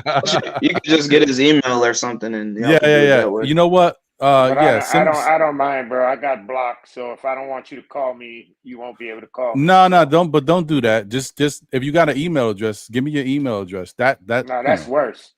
Is it? Yeah. You rather have people call your number?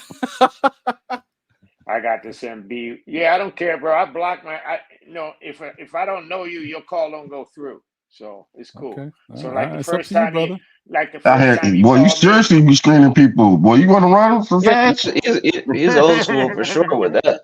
No, you see, but no, I got you. You don't know on iPhone where you got call unblock. Where you can block phone numbers that are not in your contact list.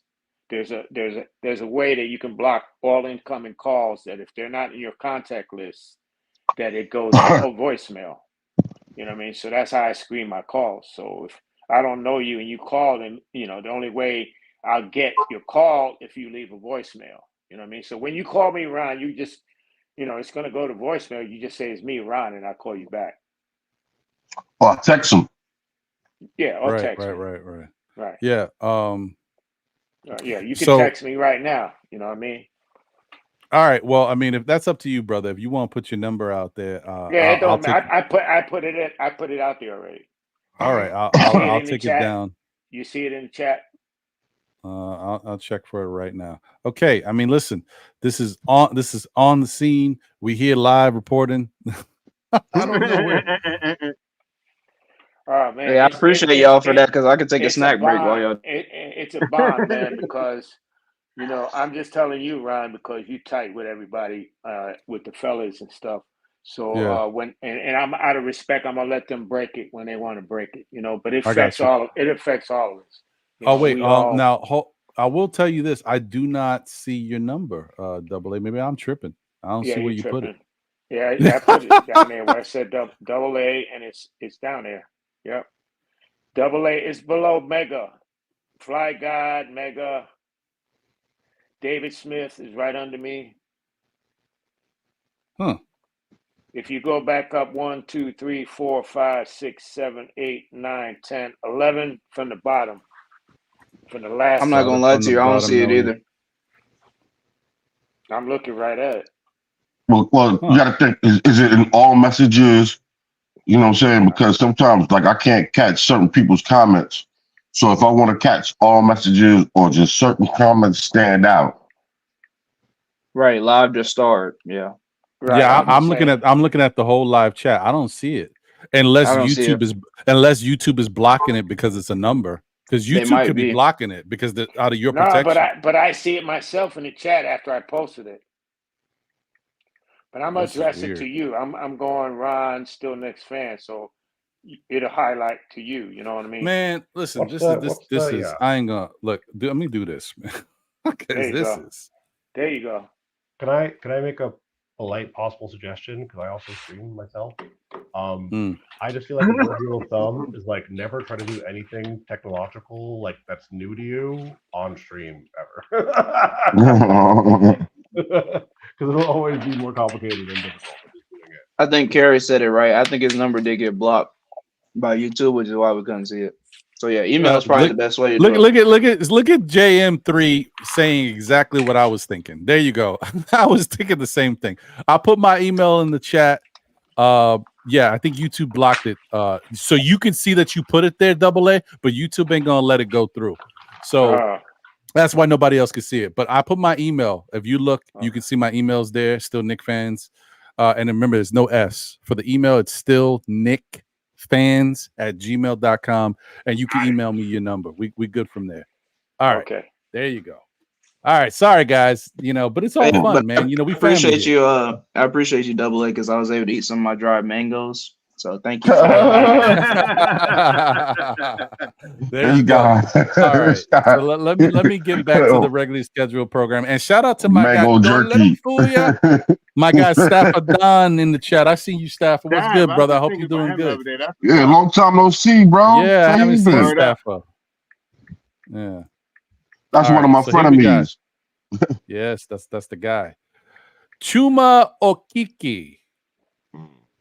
Now, these are his career numbers, guys. I'm not putting up his season numbers from last season because he only played a few games and he only got like 9 minutes per.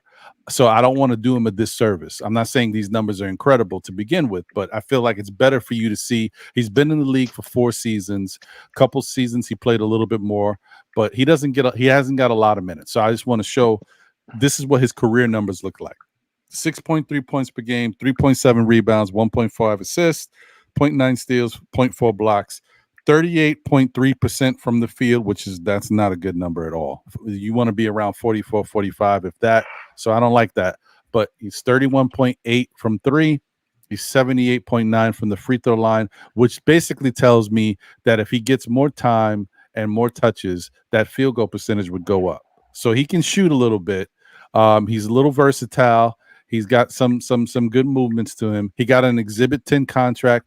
If you guys know how I feel about Exhibit 10 contracts, I've watched the Knicks sign somebody to an Exhibit 10 contract in the morning and then cut them in the afternoon. So I don't make a big deal about Exhibit 10 contracts, but that's what he got.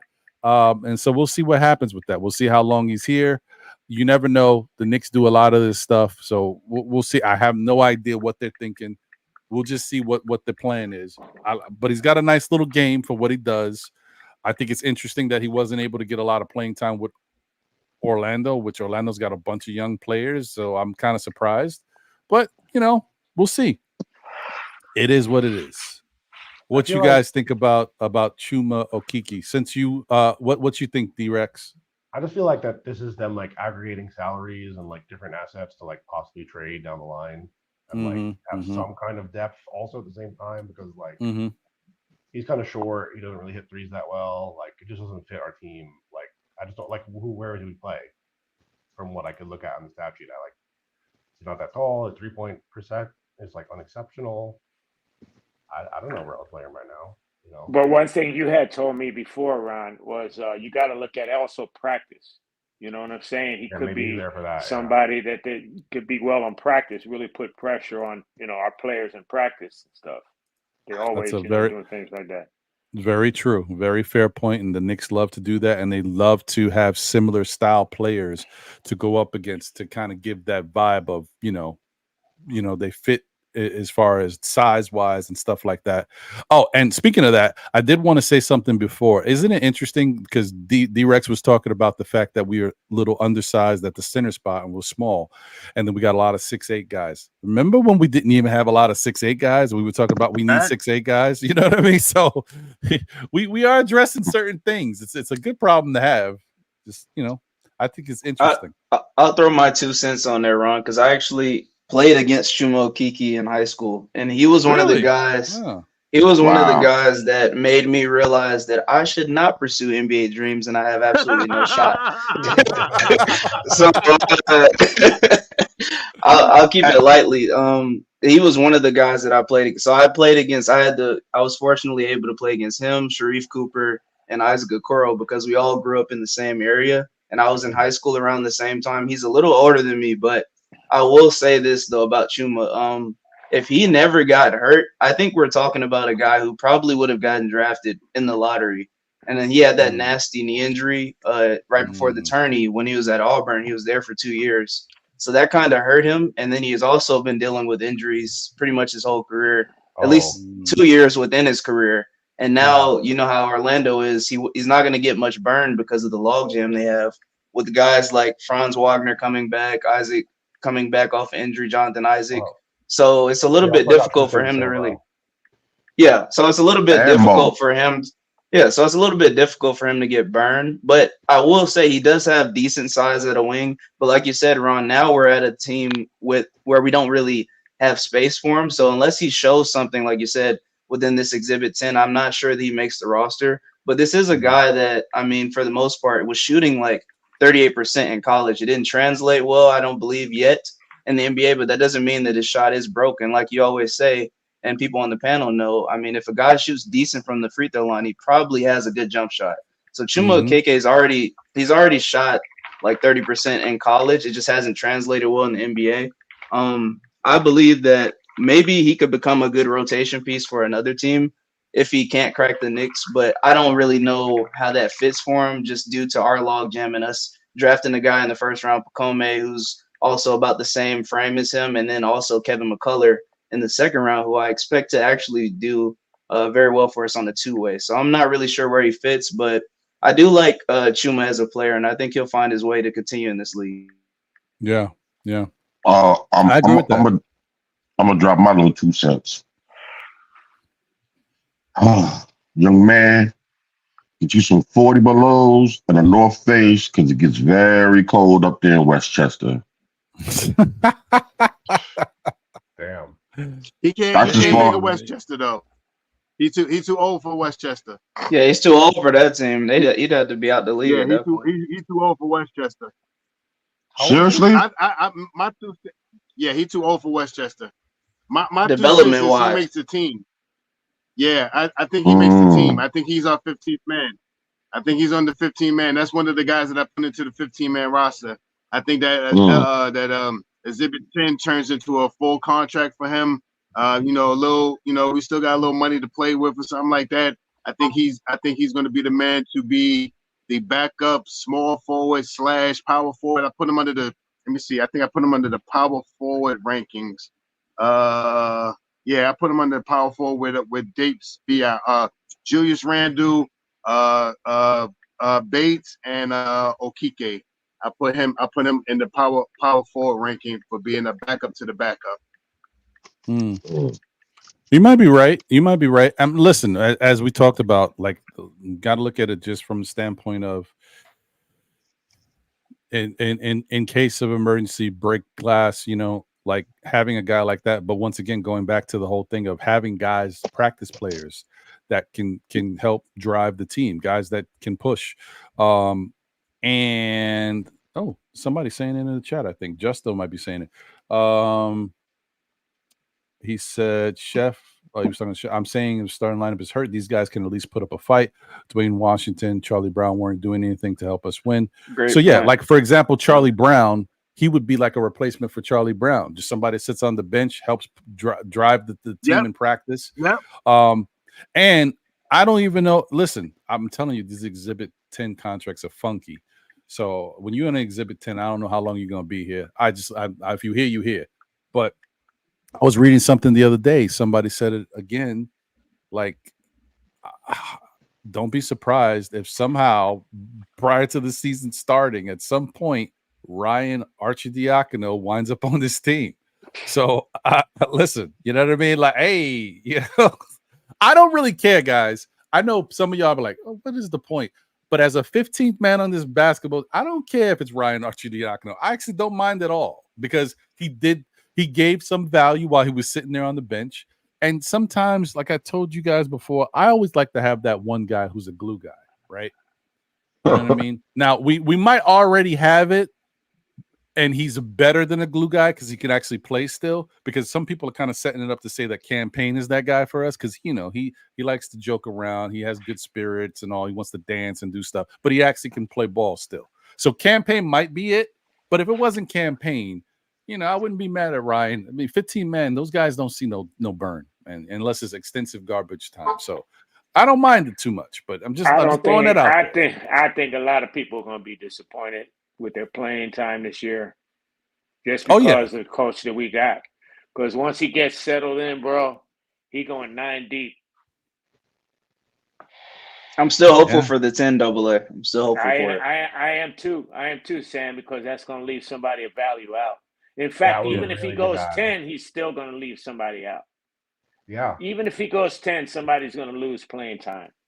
I just think the 10 allows for him to have the most situational play when it comes to that last guy. So like I said, it doesn't have to be a Kolick every night, but it could be a Campaign for a spot up situation. True. So that's why I hope that he goes to the 10 man. That just allows for that one guy to get a few spot minutes here or there, depending on the situation for the game. So I'm hoping for 10. But like you said, we've known him to go to 9, but I think he might trust the guys more that he has on this roster and might be a little bit more willing to go to 10, but it remains to be seen. So we'll find out.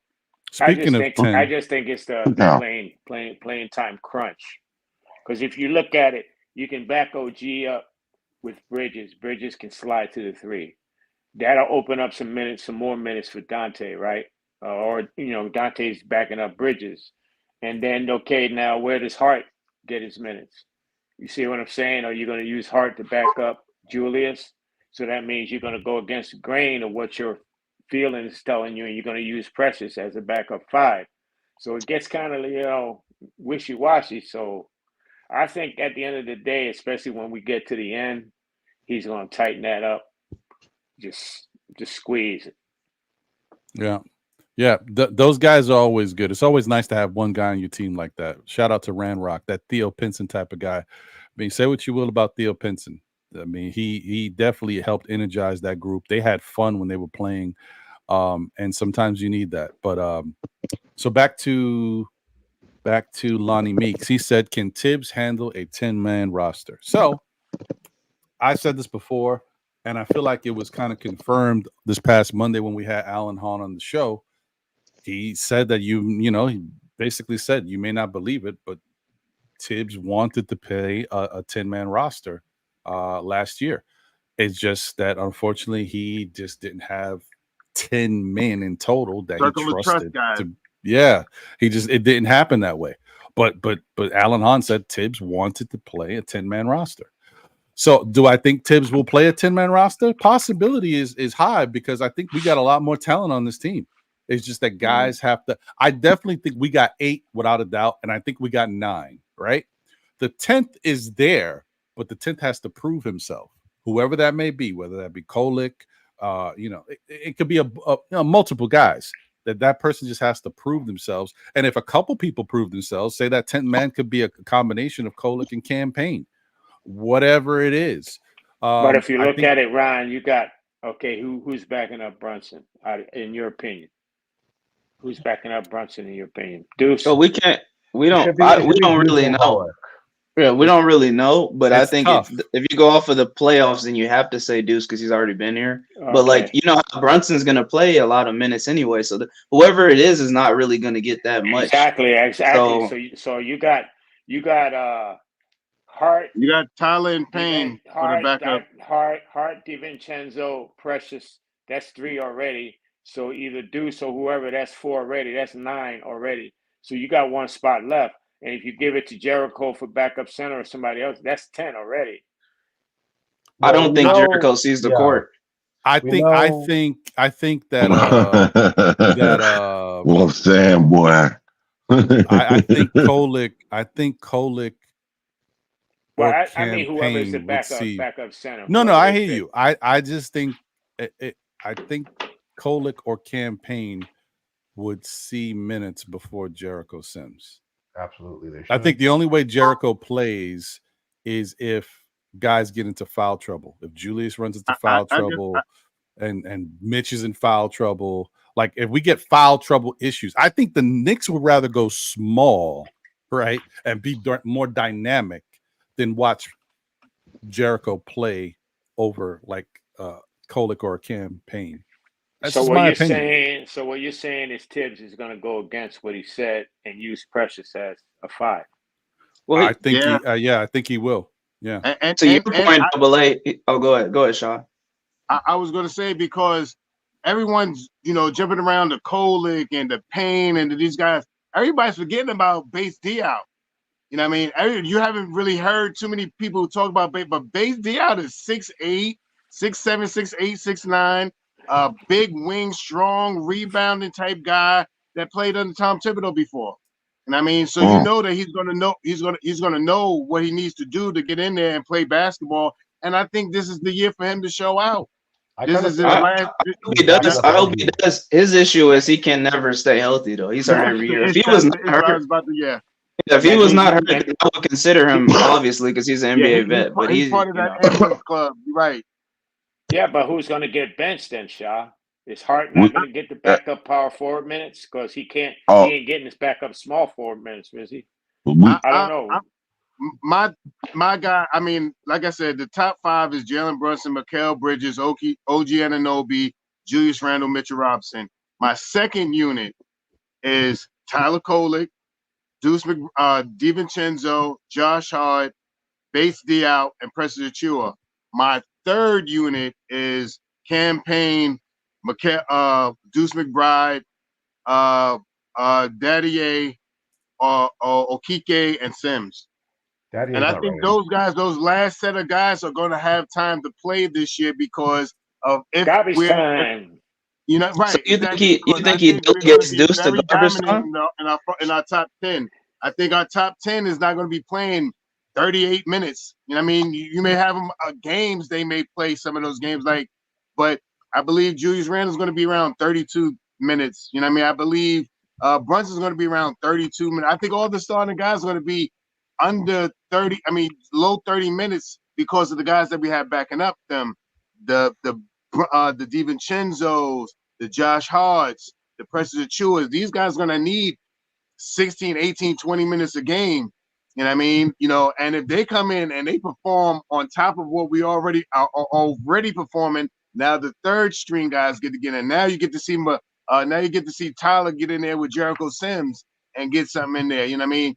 With 6, 8, 10 minutes a game, 5, 6, 7 minutes a game, stuff like that. So it's a lot of minutes per position. But if we excel, I don't think these guys, you know, anyway, I'm this is coming from a homer part. I think the Knicks starting unit is going to be lethal this year. You know what I mean? I think they're going to be lethal this year, and I don't think they're going to be playing 35, 37, 39 minutes until we get towards the playoffs or towards the end of the year. You know what I mean? I don't think we're going to have a problem making the playoffs this year. I don't think we're going to have a problem worried about being in the top 6 this year. I think we're going to do all of those things with our players being healthier. I think the plan is to be healthier going into the playoffs than to be playing heavier minutes. The same thing that we were talking about Tom Thibodeau with this 9-man rotation, that circle of trust that Tom Thibodeau has. If he already got the circle of trust in that second unit that we got right now, aside from Kolick for now. And I mean, so he already got circle of trust with Josh Hart. He got circle of trust with DiVincenzo. He got circle of trust with Preseason Achiuwa. The only thing he got to get is Kolick and then Kolick and Diop to be in that circle of trust. Now you got a solid 10-man rotation. So, Shaw, I agree with everything you said until you said Deuce on the third because of what you just ended off on. Right. I say that because of this hype that's out there about Kolick and that they keep saying that Deuce is going to be he's not the point guard. If we're looking at point guards as a point guard, Tyler is a point guard. Payne is a point guard. He can control the game. He knows how to implement the team. He knows how to get the team in their rotations and stuff like that, which I also think that Tyler can do. Deuce doesn't do it as often, but he may be better this year. Every year that he's came back, he's been better. He may be working on a breakdown at the point of attack now, where he gets the ball, does that up fake, and breaks right back down to the rim now. He may have a better handling than he did last year. A lot of times we sat there and talked about Deuce can't pass the basketball, and they're kind of right about that. But he can get a better game at that. That's the only reason why I put Tyler in front of him, because of his point guard as being labeled as a point guard. You know what I mean? That's pretty much it. But I do think Deuce is going to get plenty of minutes this year. I don't think we'll see Tyler, but I'm putting as a point guard, you know, in that point guard range. I don't myself. I don't consider Deuce as a point guard now. Right. I got you. Corey, you was about to go. I didn't want to stop you. Yeah. Go ahead. You guys know that second unit, you know, the way they're going to be playing is up tempo. You know, it's not going to be a lot of set plays, especially that Hart makes sense. and Dante. They grab, especially Hart. He grabs that rebound, and he's gone. So I think that second unit is going to be more up tempo, running and gunning type style. So it's not going to be that necessary. And if you put Kolick in that second unit, whenever he does get minutes, they definitely going to be running. They definitely going to be running. It's going to be showtime with that second unit if that's what they want to do. But that comes in time. But the other thing I was going to say is, like, I hear you, Shaw, on the Bates Diop, but I think he's practice filler. I think him, Okiki's practice filler. Bates Diop is not what I thought he was. Now, mind you, I don't watch Brooklyn like that. I'm going to be honest with y'all. I didn't really follow him that closely. And so me looking into his game, I thought he was different. He is more of a small forward, right? He's not a power forward. He's definitely not a center. He had 2 games throughout the whole season that he played where he had 7 rebounds, and 1 game he had 8 rebounds. But for the most part, he averaged around 3.5. And I'm looking at his game log: 4 rebounds, 4 rebounds, 3 rebounds, 4 rebounds. He's not a rebounder either. So he's just not, that don't fit Tibbs's thing. Defensively, he's not he's solid. He's a decent defender. I really think he's here for practice squad to be able to help push guys. He's already played with Macau. I think, the Knicks look at that and say, okay, this is a good guy to help us keep sharp in practice. So I think that's what it is. Obviously, he's a professional NBA basketball player. So if guys got hurt, he could fill in. He definitely can get hot. He has some moments where he can light it up. But the other stuff, the ancillary stats that I love to bring up about this Knicks team for many years, he don't really provide those. We'll see, man. We'll see. Yeah. Fellas, I got a dip. We're expecting a storm here in Florida this afternoon, this evening. So all right. If anybody else in the chat, God bless. Please take care. Be safe out there, man. Yeah. Double A, listen. I got your email. I responded to the email. We both got our numbers. You can hit me up later, whatever you want to do. If All right. Okay. All right, my brother. Thank you, guys. Appreciate you. Later, my thank guy. you.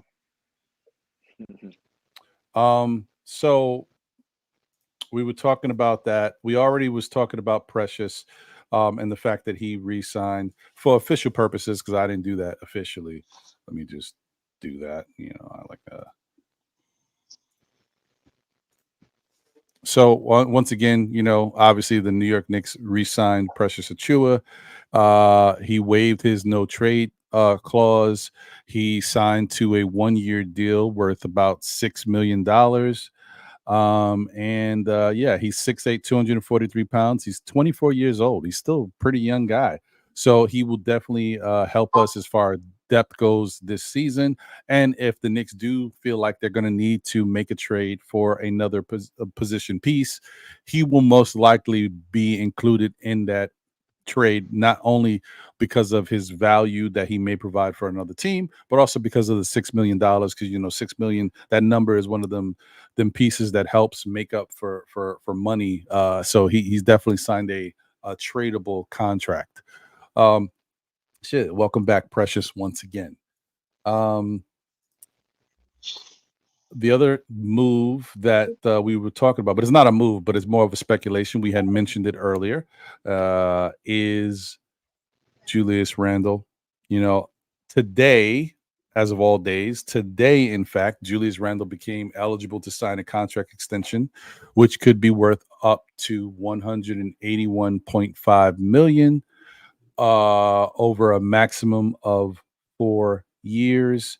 So once again, Julius does have the opportunity to sign a extension for up to 4 years for $181.5 million. Do I expect him to do that? No, nor should any other Knicks fan expect Julius to take that contract. He is worth way more than this.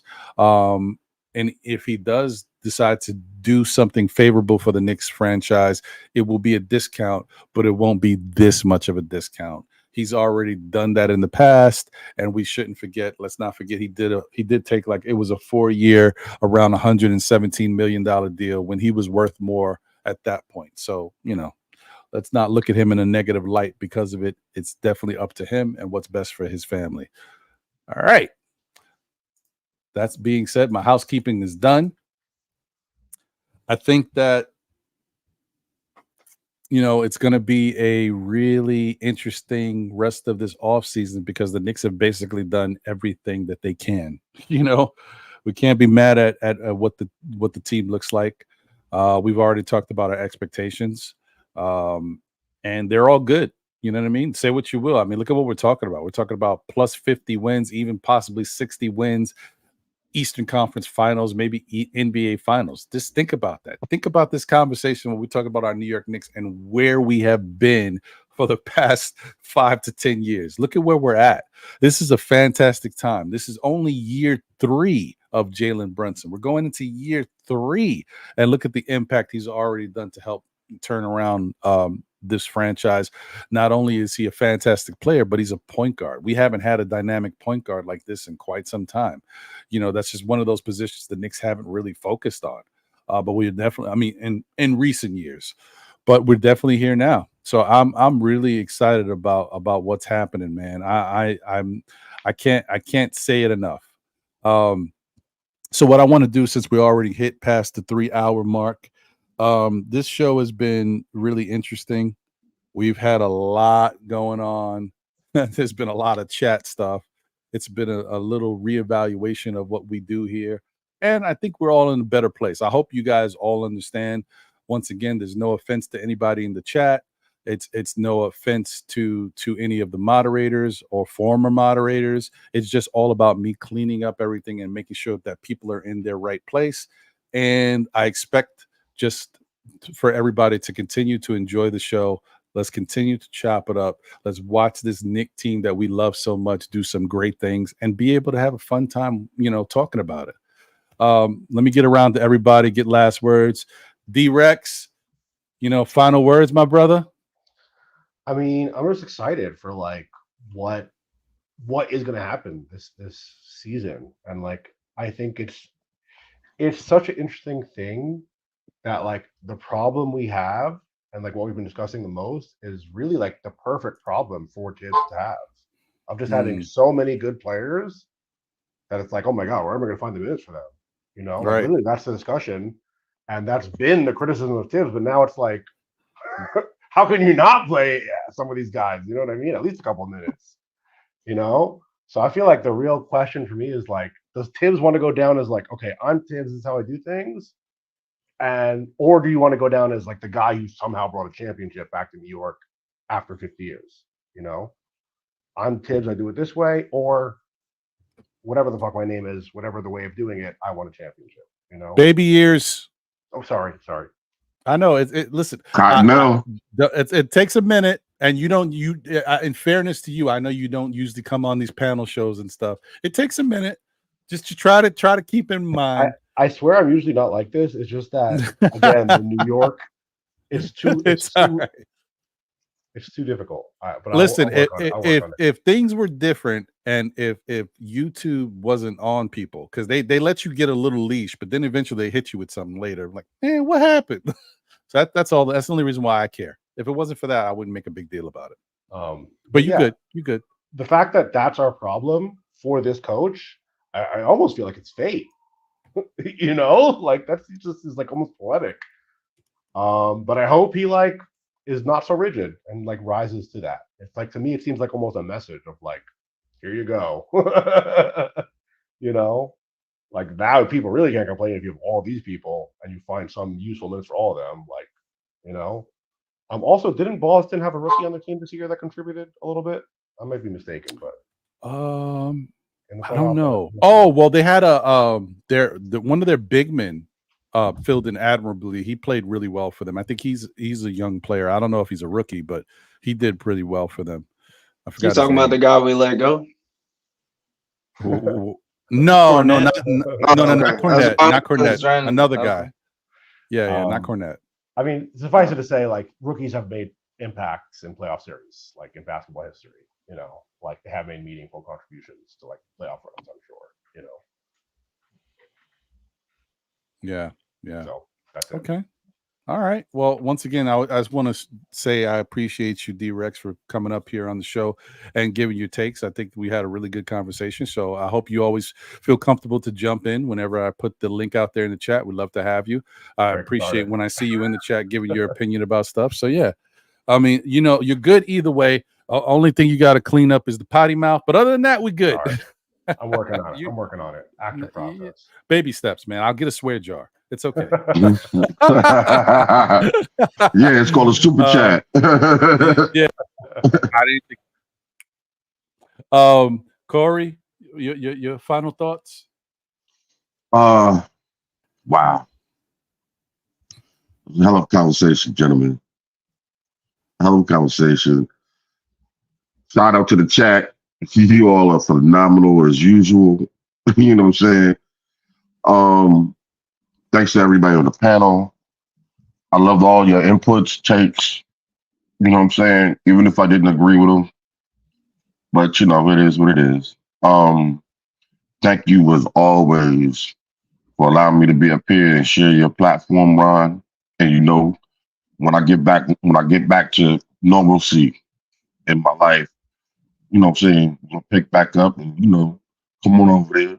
Shot. So I got a key to, you know what I'm saying? He know what it is. With that said, though, dope show. I'm not worried about what's gonna happen, because all I know is on the Tibbs front. Listen, we've seen him in Chicago with a great talent, but less talent around that talent. You Right. saw him with young talent in Minnesota, trying to nourish them. Well, not nourish them, nurture them. Excuse me, that was the word I'm thinking. Trying to nurture them. And some of those players now are highly rated, favorable players. He comes to New York, he gets with somebody who's on the same page as him, who understands, you know, he nurtured what we had, we sold off what we needed, we kept what was important. On the Julius Randle front, I believe he's going to do the right thing for himself as well as for his family and for this organization. He is well loved and within the organization. And the one thing we all forgot to talk about today, and I'm going to leave this alone after this, is culture. We have the best culture in the league right now. And sum it up, that's due to Tibbs and him filtering that through all these players. So if y'all don't know how to buy in, if you can't get along to be along, there is what train is that? The A train that goes, I forgot what train goes to JFK. But you know how they used to say back in the day, take the train to the plane. Yeah. You'll be on that with a Metro card and a one-way flight to wherever they decide to make it your destination. But the point of it all is that we have the right attitude, we have the right players, we have the right coaches, and I think this is our destiny time to get to the promised land. And it's going to be us this year and whomever out there out west. I don't care. You know what I'm saying? Knicks versus everybody, as far as I'm concerned. And that's that. You know, I pray that Tibbs does the right thing, which he will. And also, one more last thing. I said this in the beginning, and I'm going to say this in the end. The first 25 games is where Tibbs is going to find out who's who. By November, we're going to be rolling so hard, so quick, that it's we're not going to worry about what the hell the rotation is going to be. And that's just what it is. And also, too, it's going to be a rotation by committee, in my opinion. With that said, I digress. You know what I'm saying? I look forward to y'all. Sam, I'm so proud of you, young man. Keep doing what you're doing. You know what I'm saying? Representing the Knicks, representing the Peach State. Appreciate it. Representing the Peach State. You know what I'm saying? Where I'm at right now. And you keep doing what you're doing, young man. And stay positive, stay focused. You know what I'm saying? And don't let the little things become bigger things. That's all. Facts. I appreciate you. Mm-hmm. Facts. Appreciate you. And let me just say, once again, I appreciate everybody tuned in that work, diligently to put their stuff in the chat about how they feel and create this conversation that we got going on. It helps drive the show. You guys are all very important to me. And without us being able to have this dialogue, I'd be up here talking about myself, and that wouldn't be no fun. So I appreciate everybody. And no, Parrish, I'm doing you a favor, actually. Okay. I'm just putting this out there. I normally wouldn't care, but I like to. You're my example for everybody else. Yes, your moderator thing was revoked, but not because you don't deserve it. It's because I expect moderators to moderate, and I want you to focus on just putting your takes in the chat. Don't worry about the other stuff. This is why I enjoy having you here. I appreciate your super chats and all that stuff that you want to provide for the show. But the bottom line is I appreciate you as a person, and I appreciate what you have to say. So I don't want you to worry about focusing on being a moderator. I need other people that I've seen do it very well and that they don't mind doing it. I want them to continue to do it. I don't want you to have to worry about that. So that's another reason why I did it. So don't feel a certain way about it. I told y'all before, I'm just cleaning up, I'm cleaning up my closet. Don't mind me. Anyway, so let me get over to my guy Sha. Your final words, my brother, and then I'll get Sam, and then I'll get my final words. Salute, Double A, D-Rex, Corey Lee, Sam. I am Big Ron. Thank you for letting me come on today. Hey, look, Knicks fan, we got a good team, man, and let's see what Tom Thibodeau can put out there for us this year. Before you know it, we'll be in training camp and then preseason, and we'll be talking. I'll be back on that 82 games a year tip again. And I mean, plus the playoffs. So let's relax, just like the Knicks are probably doing right now. Right now on my lineup, I think we got 15 men that can go into any battle arena and really hold it down. With that being said, salute to the panel. Salute to the family in the chat. Let's get it. Yep. I appreciate that, Shaw. Thank you.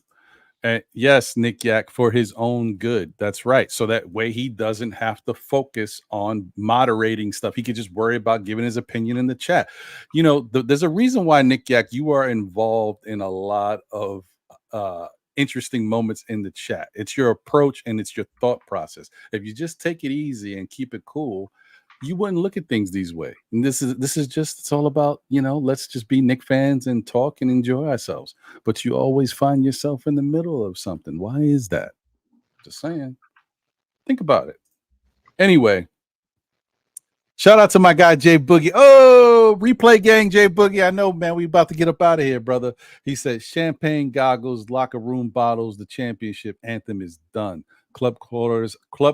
I already got 2 rooms. I see you ready. I don't know what club quarters is, but I mean, it's obviously out there somewhere. You know what I mean? I'm with you. Appreciate you, bro. Yeah, man. I don't want you pretending, Nick Yak. I just want you to be cool and be a dude that likes the Knicks in the chat with their opinion. That's you think too much, you're reading too much into stuff.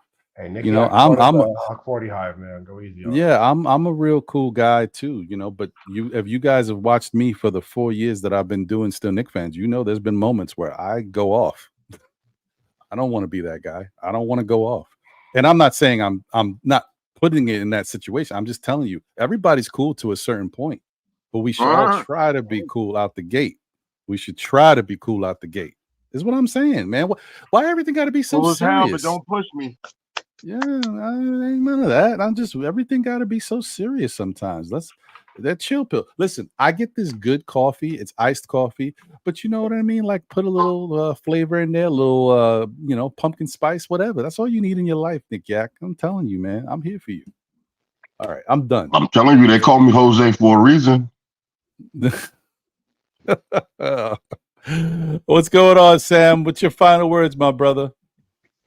Yeah, so as always, peace, blessings, and prosperity to everybody on the panel and in the chat. I hope everybody's having a blessed Saturday. Hope everybody's going to have a blessed weekend. Stay safe out here. With all the things going on in society, I mean, many things are happening, so it's good to keep our head grounded. For me, I'm kind of interested to see how the whole Randall thing shapes out, but I don't think too much into it. Paris actually is right to a point, and I'll just make it short, but Randall essentially can do that extension, which would be, if you include the 30 mil he makes this year, like 5 years, 211. So like exactly what you were saying, Ron, but I don't know. It just depends on the mindset of Randall, which we all don't know. That's why I said it just remains to be seen. Because if he does take that extension, he does make less than OG Anunoby. Is that something he wants to do? We don't know. We're not in the mind of Julius Randle. But if he does back out, is good to note that this man could command, which I'm not saying the Knicks will give it to him, but he could command up to like 5 years, 313, which would make him getting at like 63, 62 mil a year. Not saying that that's what will happen, but it's good to note that that is also something that could happen. So I hope that we don't have to go down that road, but that's something that could happen for this team.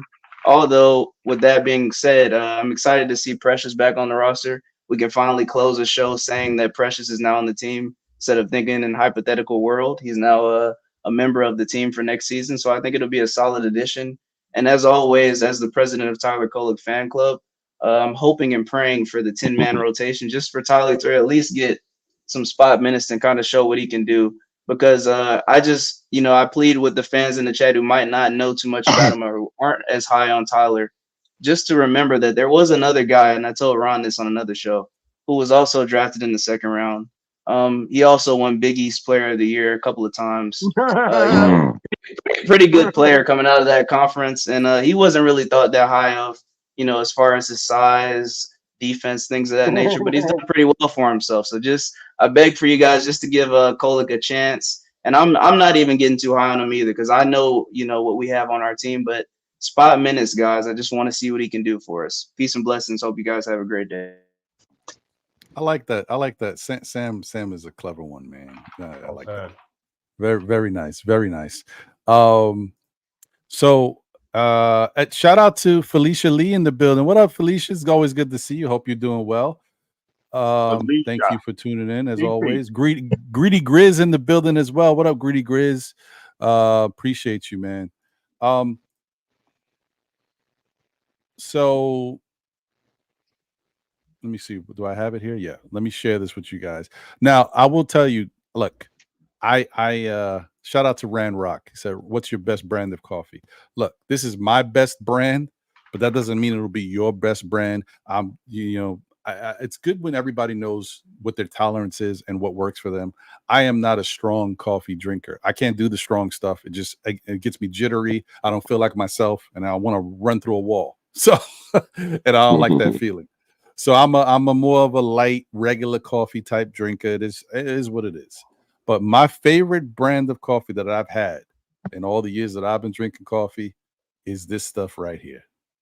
This is Cafe Las Flores. It's from Nicaragua. And man, let me tell you something. Chef Kiss, this stuff is hitting. This is my joint. It's not expensive. I mean, it kind of is. I mean, 25 for 1 pound, but I mean, you are getting it imported from Nicaragua. It is what it is. But yeah, I mean, that's my stuff. So just, I think that's some damn good coffee. It's medium, but I will tell you, it is not strong. Okay. If you're looking for some strong coffee, this ain't it. It has a nice, smooth taste, and that's why I like it. So there you go. Ron, I hope you're not getting the creamer from Nicaragua. No. It's from the States.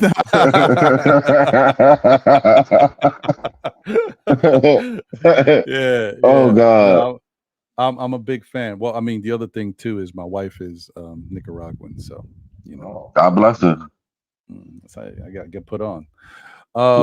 So I appreciate y'all. Thank you once again for everybody tuned in.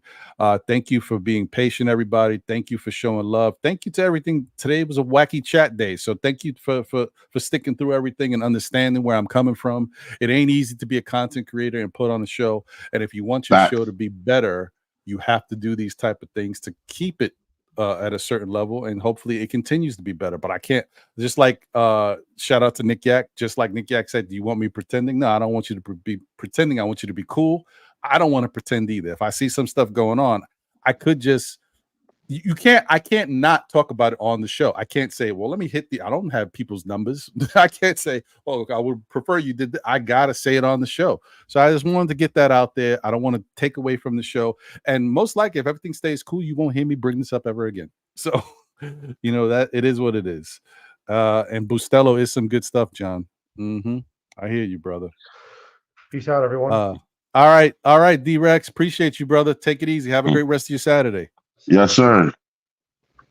Okay, guys. So that's pretty much it. You know what I always say: tell a friend who tells a friend who tells another friend. Still, Knicks fans. We'll be back again, whether it be on Saturdays at 11:30 ish, depending on how things go.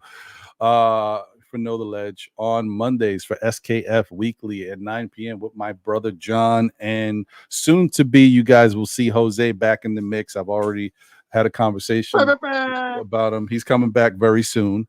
So stay tuned. That's what's up. Yeah, man. And And maybe during the week, you'll see if I pop up on NBK, Nothing But Knicks, or on the Front Stoop. That stuff is all coming back. It was just, we're taking a little break, but it's all happening. So stay tuned for all that, guys. And let's, as I always tell everybody, man, let's just stay cool and enjoy what we got happening. This is the best time ever to be a New York Knicks fan. We're witnessing it. We should be enjoying this together. And I want to thank everybody who popped up on the show on the live panel. Shout out to my brother Double A. Shout out to D-Rex, Dorkosaurus Rex for joining us. My guy Corey Lee, what up, my brother? My guy Shy Money, my other brother, and my brother Sam Granison for being up here and chopping it up with us, man. Appreciate you. Did I miss anybody? Did I forget somebody? Yourself. I feel like I. Yeah, well, I'm thankful to me for being here too. Yeah, man. So I just want to thank everybody. You guys enjoy the rest of your Saturday. It's the off season is about to get boring. I've been telling y'all, we here, but at least we here knowing that we got a good squad to once practice and preseason starts, we're gonna be happy. It's just gonna take a minute. It's gonna take a minute. So I don't know. Maybe read a good book. I just want to say one quick thing to Sam. The Giants are coming to the city, right? Yeah, and did I tell you, Corey? One of my boys, I actually went to school with him. I grew up with him. Is Andrew Thomas, so I'm cool with him still. Oh no, exactly. I would look forward. I'm looking forward to you. You know what I'm saying? If you can come down here, it's on the 22nd, I believe. I'm gonna be there. I would like you to be there, so I can rub the victory of the Giants in your face. Personally. What month is it? What month is it? December. Okay, I might be able to do that. My last final's on the 21st, so if I fly out that night, I got you. Okay, bro. I'll be there for the Saints game on September 29th because I have another relative who's on the Saints, so I'll try to see if I can go for my dad's birthday and celebrate that week. No doubt. And happy birthday, Dad. Thank you. I appreciate that. Shout out to Mega. He said, Ron, maybe feature Chuma, aka Big Chuma Okiki, on the Front Stoop hip hop segment. Yeah, I saw him spitting his bars. I mean, he's not too bad. He's better than some of the stuff I've seen. I will say that. Shout out to Okiki getting his bars out there. Yeah, who knows? Maybe that might be a way. We'll see. Yeah, it's not a bad idea, Mega. Once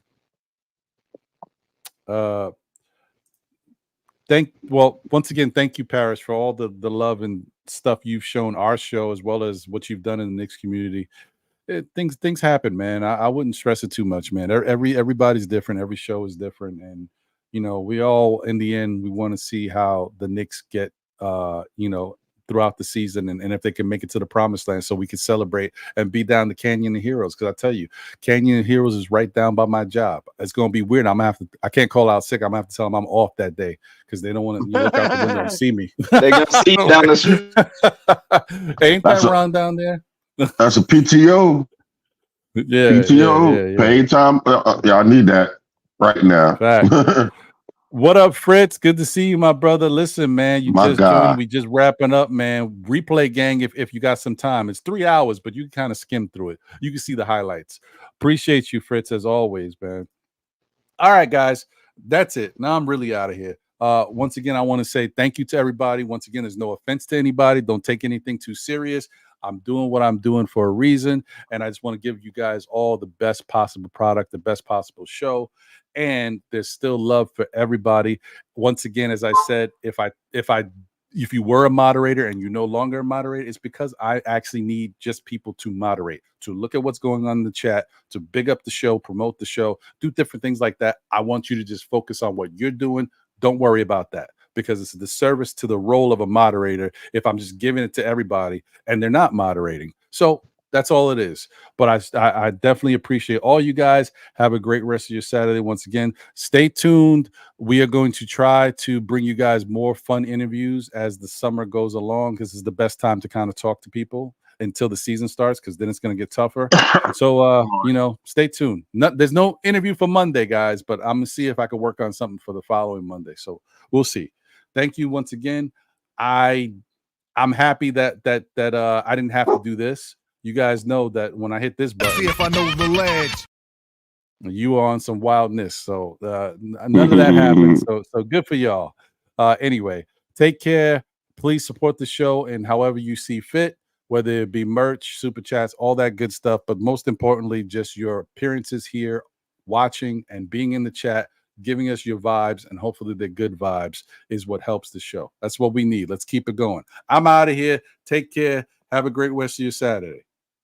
Yeah.